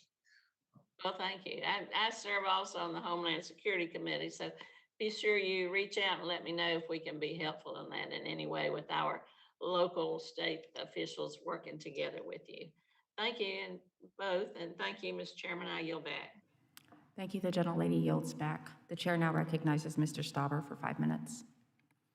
Thank you, Madam Chair. You know, I first would like to speak a little about some of the jaw-dropping scenes we have seen over the past several months where entire classes of individuals have been refused service and the ability to fly because they have a disability.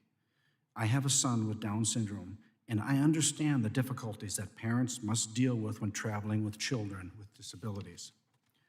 I will say this loud and clear: just because someone has a mental or physical disability does not mean they are less of a human or have less of a right to fly than you and I.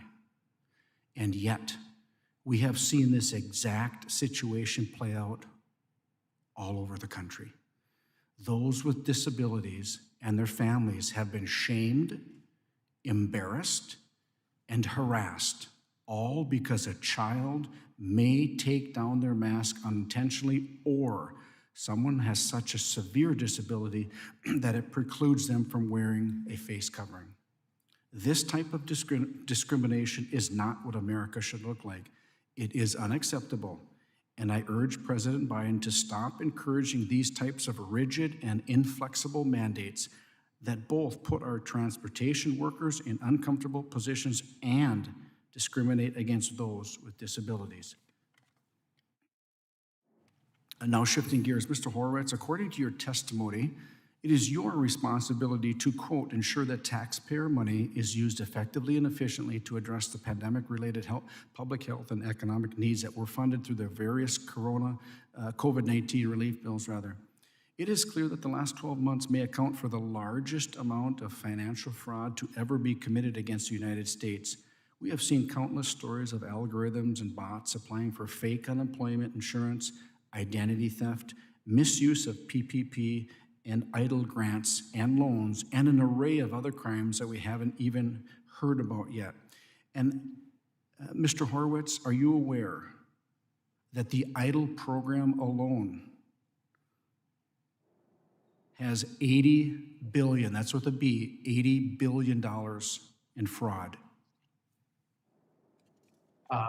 Congressman, I'm aware of various reports to that effect in terms of the numbers, and frankly, there's still investigations ongoing. Yeah, and just so how that money was we're on the same page, you are aware of $80 billion worth of fraud. I'm aware of reports. Yeah, and how about the that. PPP? Mr. Horowitz, how about the PPP? Do we know how much fraud is in there yet? And can you give us an estimate?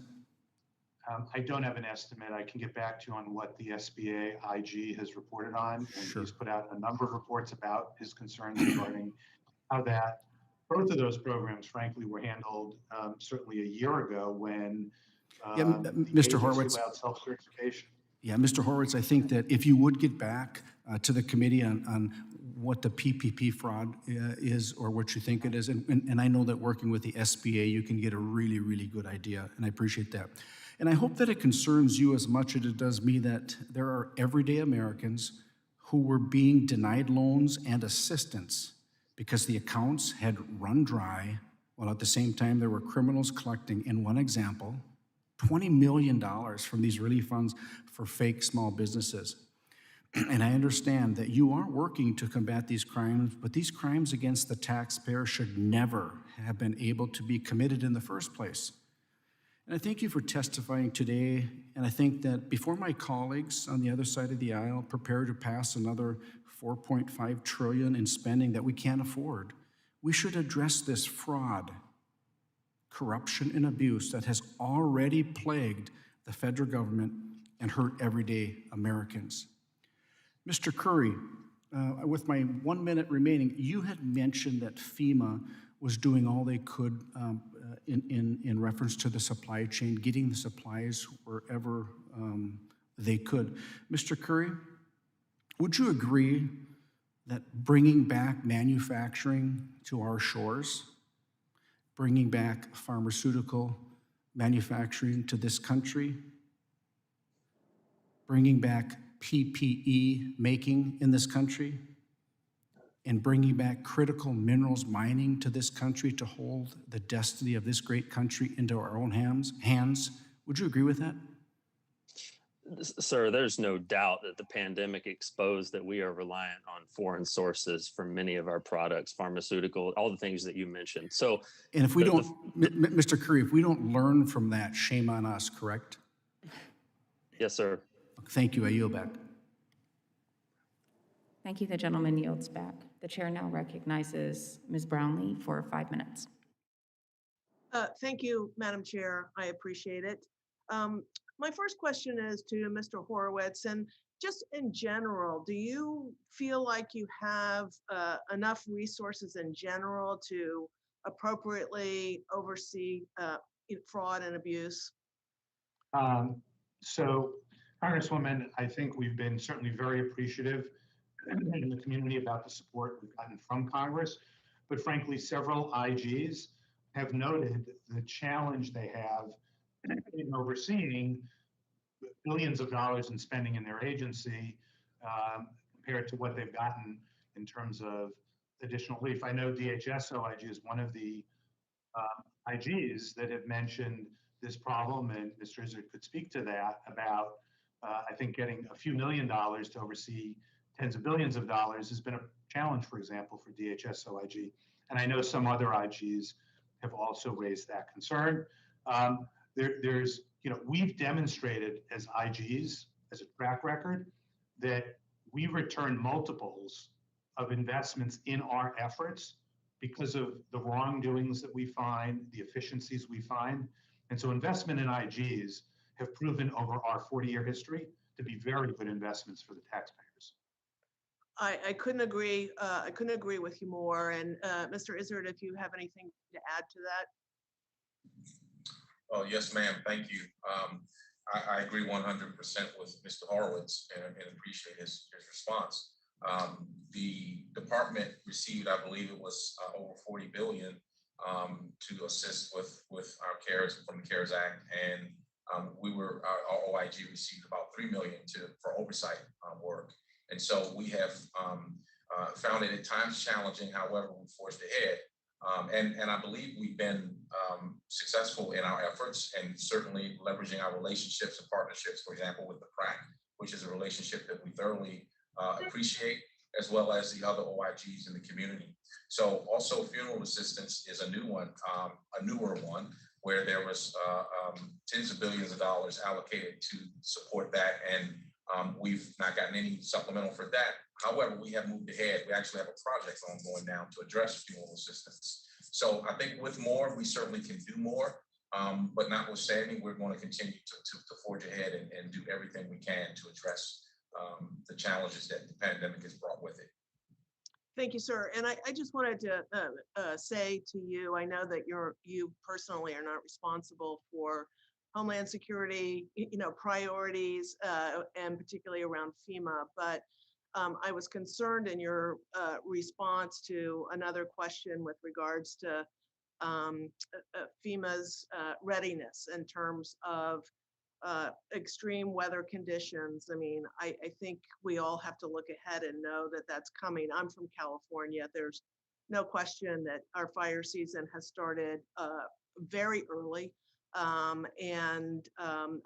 just anticipate across the country that we are going to continue to experience more extreme weather conditions. And coupled with that, we don't know whether there's going to be another surge in this pandemic where we're going to have to call upon FEMA as well. So I just, would just like to say, I hope that FEMA is, doing the appropriate planning and expressing what their needs may be in order to be ready for any pandemic issues or any extreme weather conditions experienced across the country.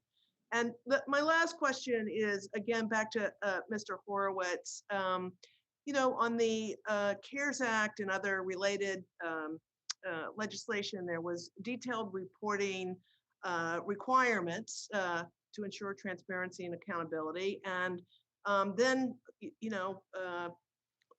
going on, OMB's guidance to agencies then was to say, we don't really need any more additional information. Your office has come back and said that your office recommended that OMB issue the guidance to agencies to collect the missing information. So I was just wondering if that actually is happening. Thank you for asking about that, Congresswoman, because that is, as you're right, been a very important issue for us.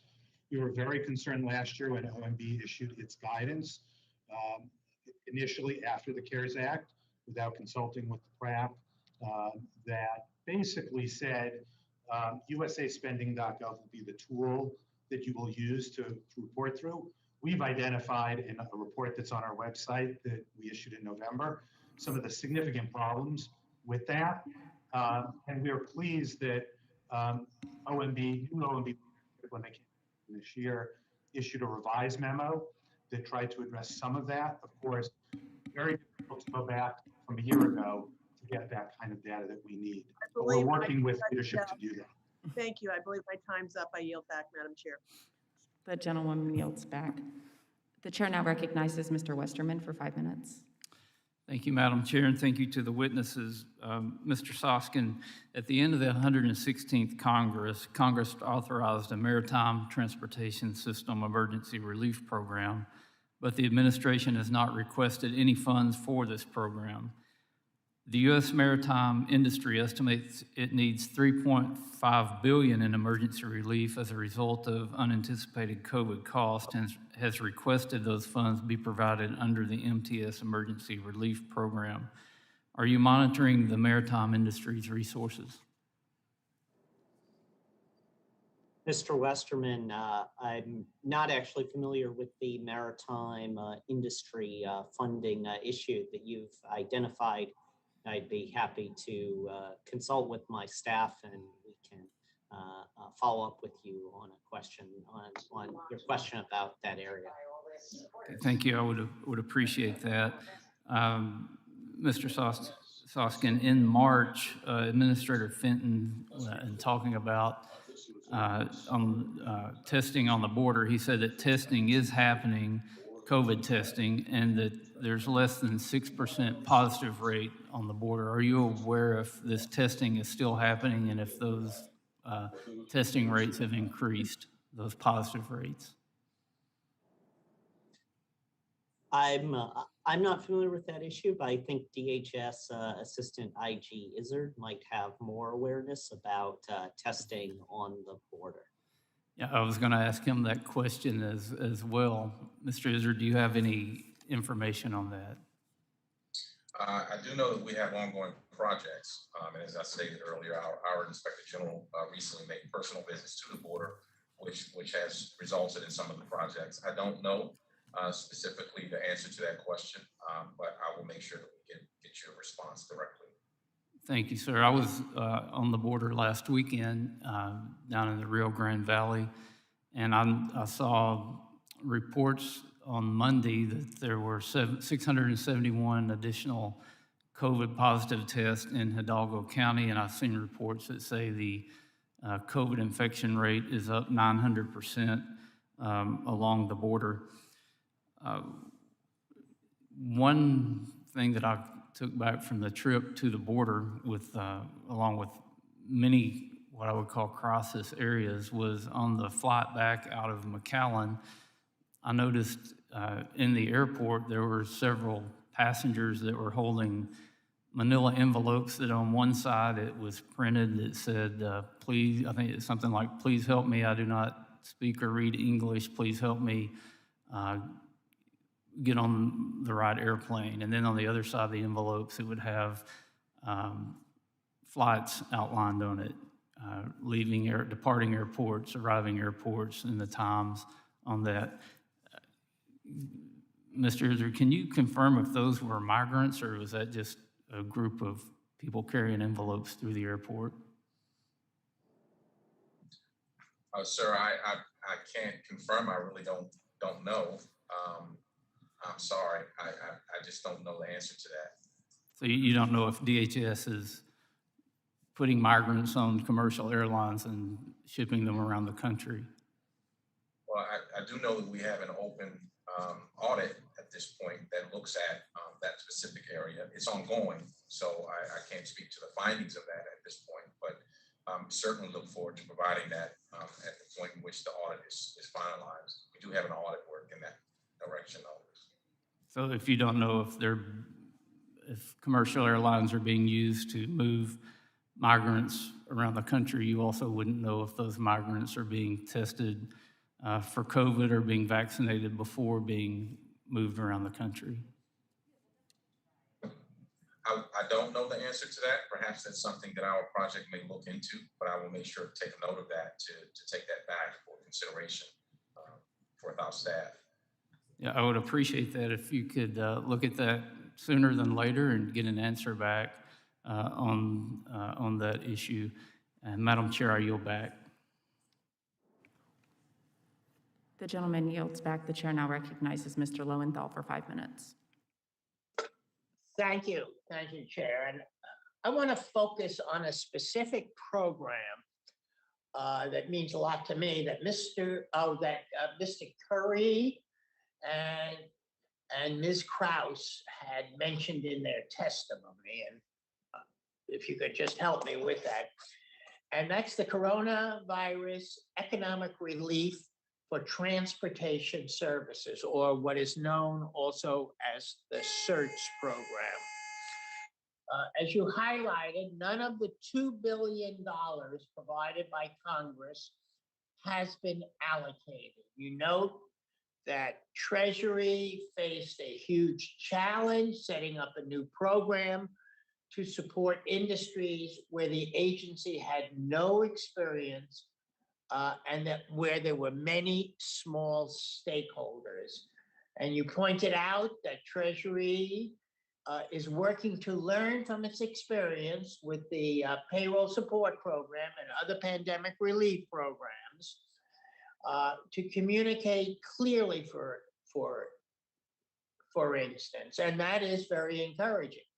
But I want to be clear, the relief that Congress provided was vital to prevent dislocation and disruption in critical infrastructure, and no matter what sector we're talking about, aid prevented job loss and kept businesses and agencies we all rely on, it kept them afloat. So my question is that climate change and many other challenges make this world, I understand, much less predictable. And we need to get better at responding to unique and unexpected challenges. So my question then is, how will we, or what can we do to build our capacity to implement programs like the CERTS program? Thank you for the question. This is Heather Cross, the GAO, and my colleague can jump in as well. I would say, when you have an agency implementing a program where they don't, in Treasury's case, work with this applicant pool, and as you mentioned, it's a big, broad number of applicants there.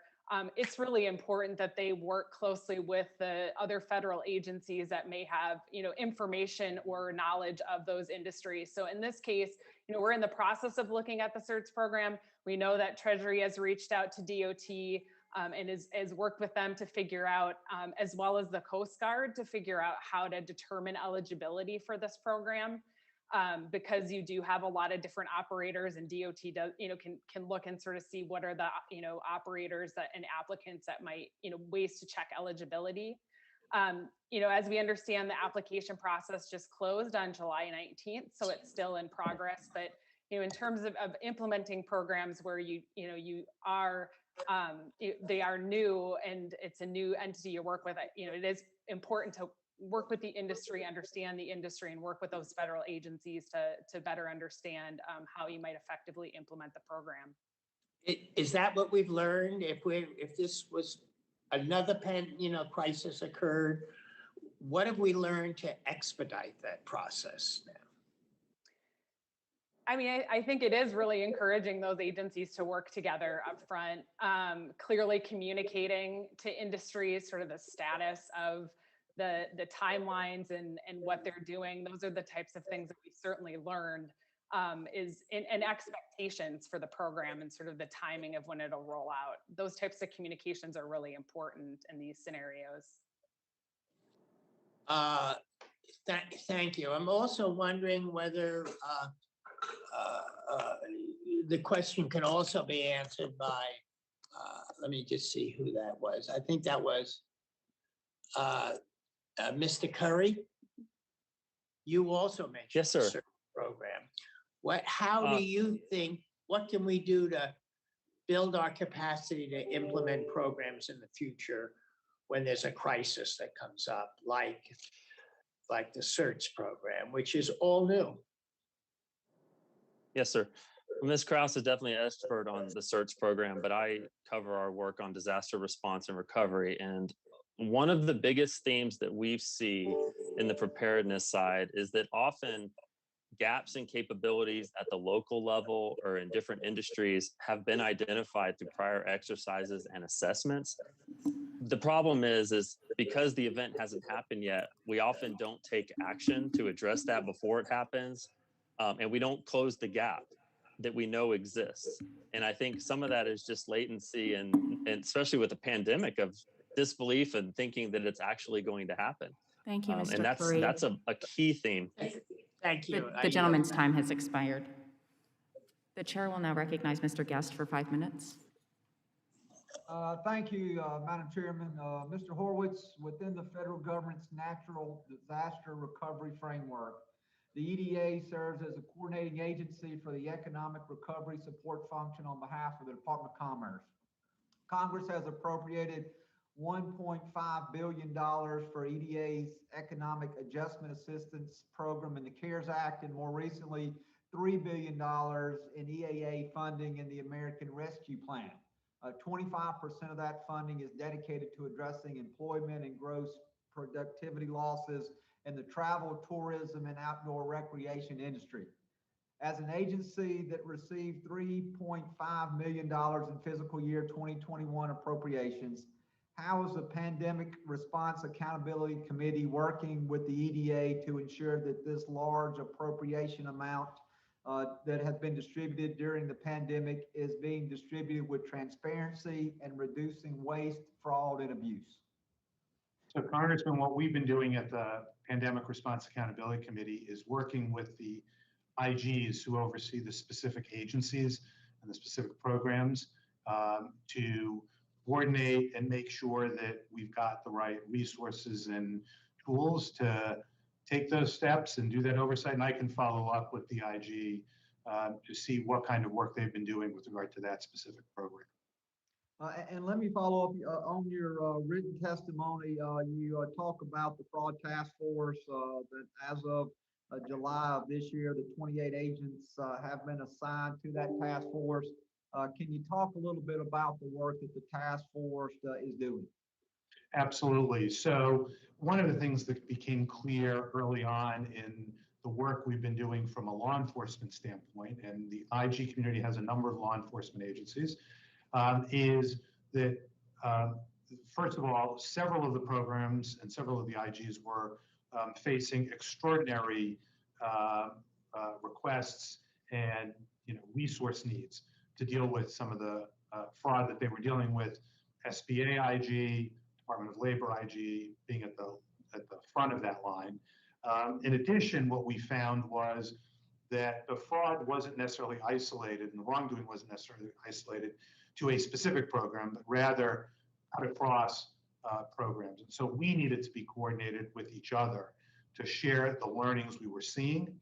And then finally, we needed to make sure that what we were doing with that information, as we saw wrongdoing and fraud, was interacting with the other parts of the IG community that handle these issues, like auditors, and making sure that we were taking steps to go back and try and prevent further fraud and detect further fraud. So we were coordinating to do all of those things.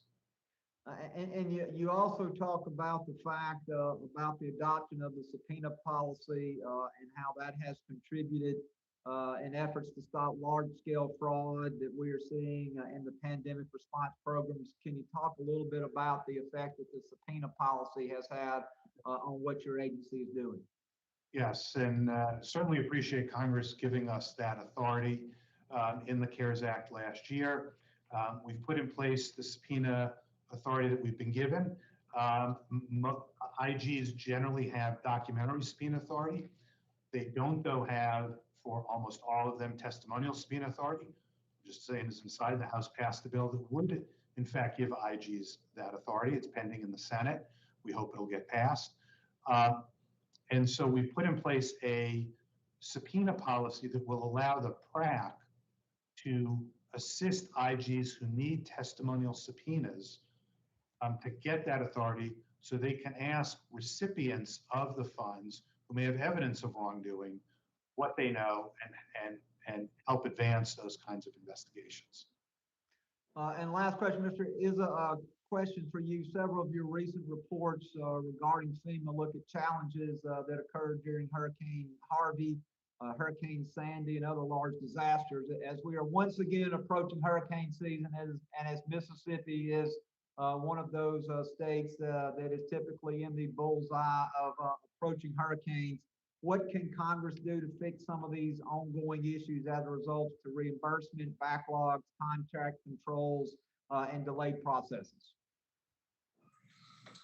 Well, thank you for that question. As you stated, we have a number of projects that we have done with regard to Hurricanes Harvey, Irma, and Maria, and we learned a lot from those, and we anticipate that we're going to learn a lot as we move forward. So I think as we continue to perform our work, we will just continue to allow that work to inform the work that we've done in the past to inform where we go from here. So we appreciate all the support that Congress has provided so far, and we look forward to continuing to work in that regard. Thank you. The gentleman's time has expired. The chair now recognizes Mr. Carbajal for 5 minutes. Thank you. Mr. Curry, the Government Accountability Office, GAO, reported that some states had difficulty accessing the various federal programs available to pay for PPE and testing supplies throughout the COVID-19 pandemic. My office heard directly from local leaders on this issue, and many were confused about the reimbursement and cost share responsibility. In times of crisis, I was disappointed in the lack of clarity from the federal government and the bureaucratic red tape we had to navigate to get the needed resources in the hands of the American people, including my constituents. What has FEMA done to remedy this situation so that in future emergencies, medical personnel around the country can get the equipment they need in a timely, efficient manner? Thank you, sir. I think I mentioned earlier that one of our first recommendations in this area was early on in the pandemic was FEMA and its partners to clarify with the states and local governments how it was providing supplies, when and where and why. Across 50 states, multiple territories, multiple tribes, all of which had disaster declarations, that was a little messy up front. I think they've made a lot of progress since then. But as I mentioned when Ms. Titus asked about this, my concern is that was, the needs have decreased significantly over the last 6 months or so for PPE. If that need was to explode again in the coming months, I would hope that what they've done to address some of these issues would fix some of those early problems. But at this point, I don't know. Thank you, Mr. Curry. In light of the votes schedule that have been called, I have two other questions, but I'm going to submit them for the record. With that, Mr. Chairman, I yield back. Thank you. The gentleman yields back. For the information of all members and witnesses, we have a long vote series on the floor and are going to go into recess. We will reconvene as soon as possible after the last floor vote, and we will come back to the first panel of witnesses. The committee stands in recess.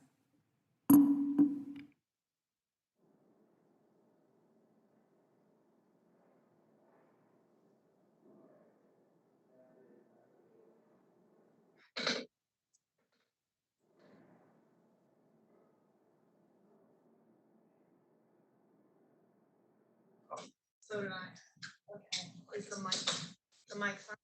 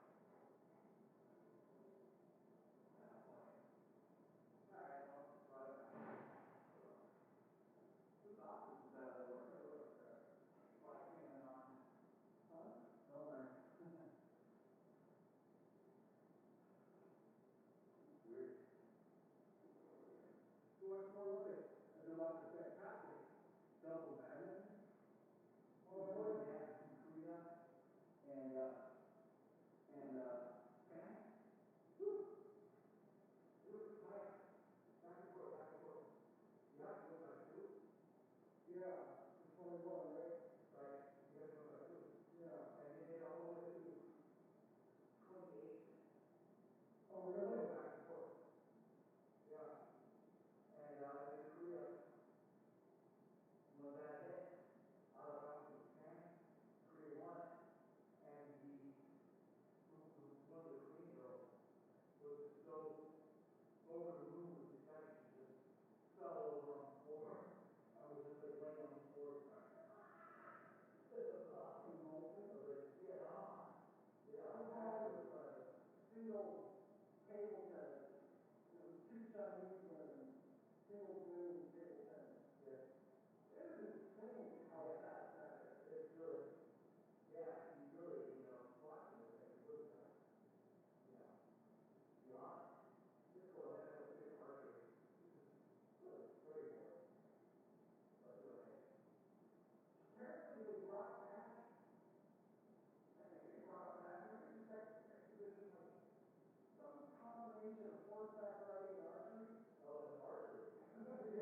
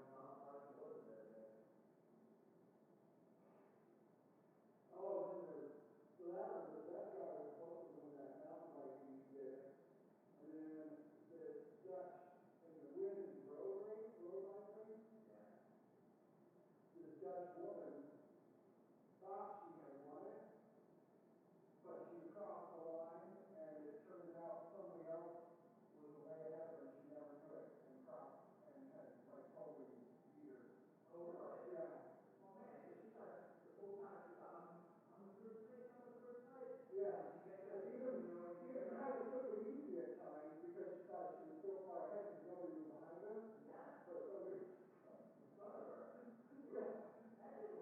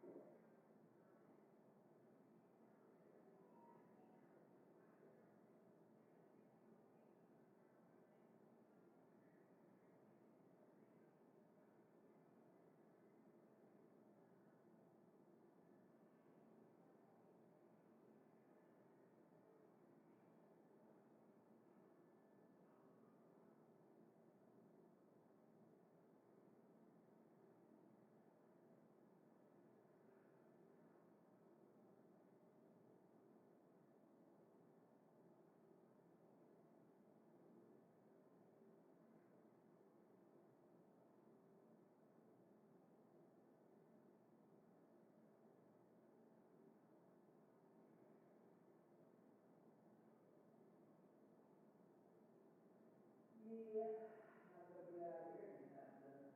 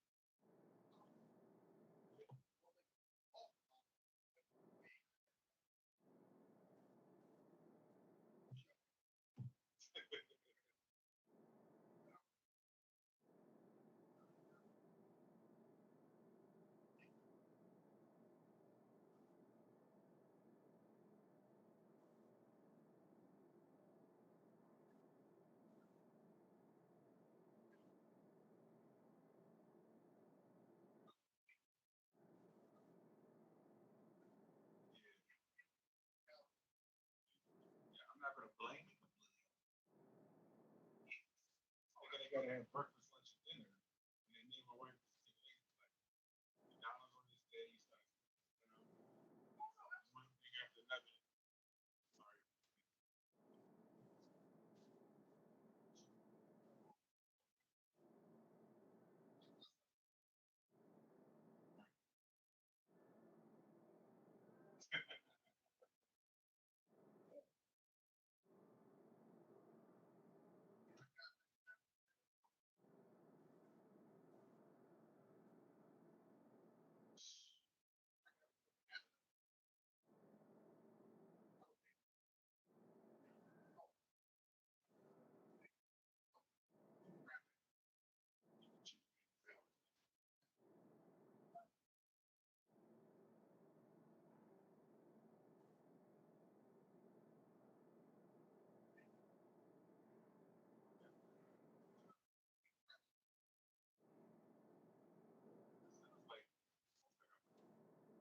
Don't have one back.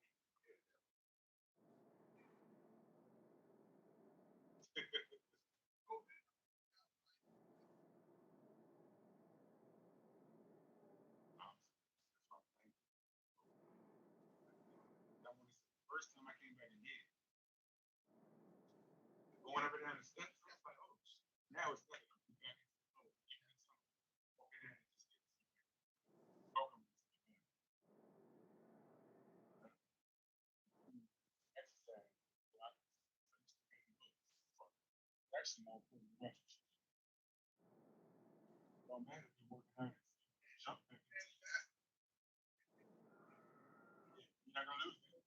Right.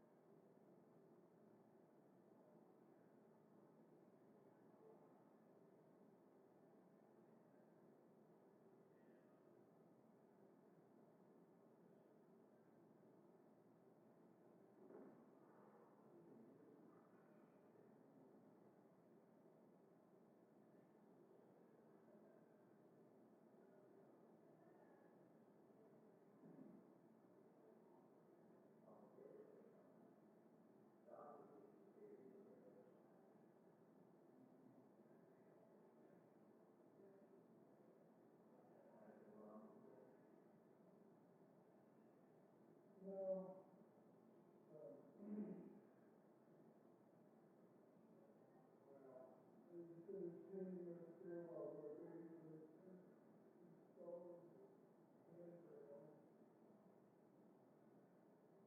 Mostly for that.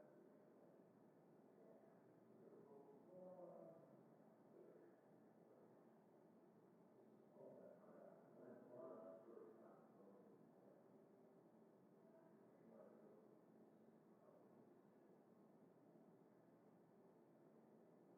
Well, we can't put that on that wall, and how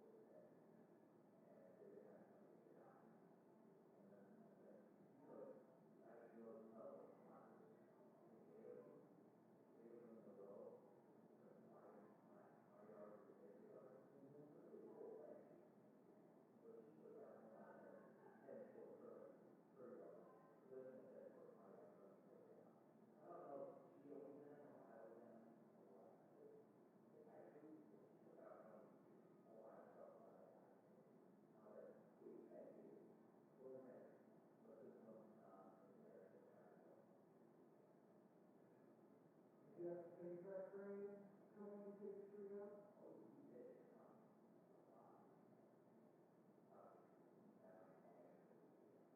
Whoa. Yeah, that train. And it was it was awkward. Massive, absolutely massive. One of them shut us out without any access to it. You know, it was the backyard. Yeah. Yeah, it was that right next to it, right next to that house.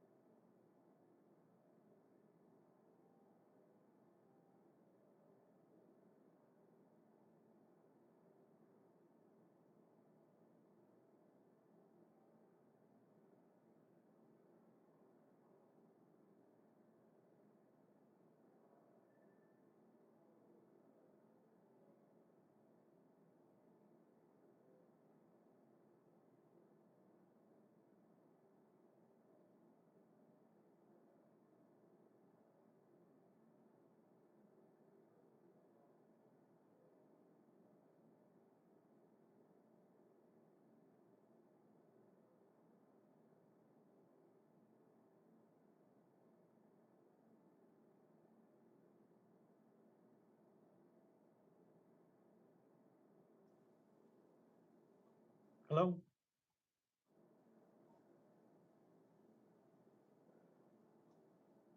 Hello, Michael Boskin here. Yeah, hi, this is Juan Ortiz, just checking in to see if we're still on schedule. I'm the slice ID, I'm a witness. And so we're both in the same spot. All right, sounds good. I guess we have they're voting on something that's what's keeping you from going back. This is Grace Napolitano.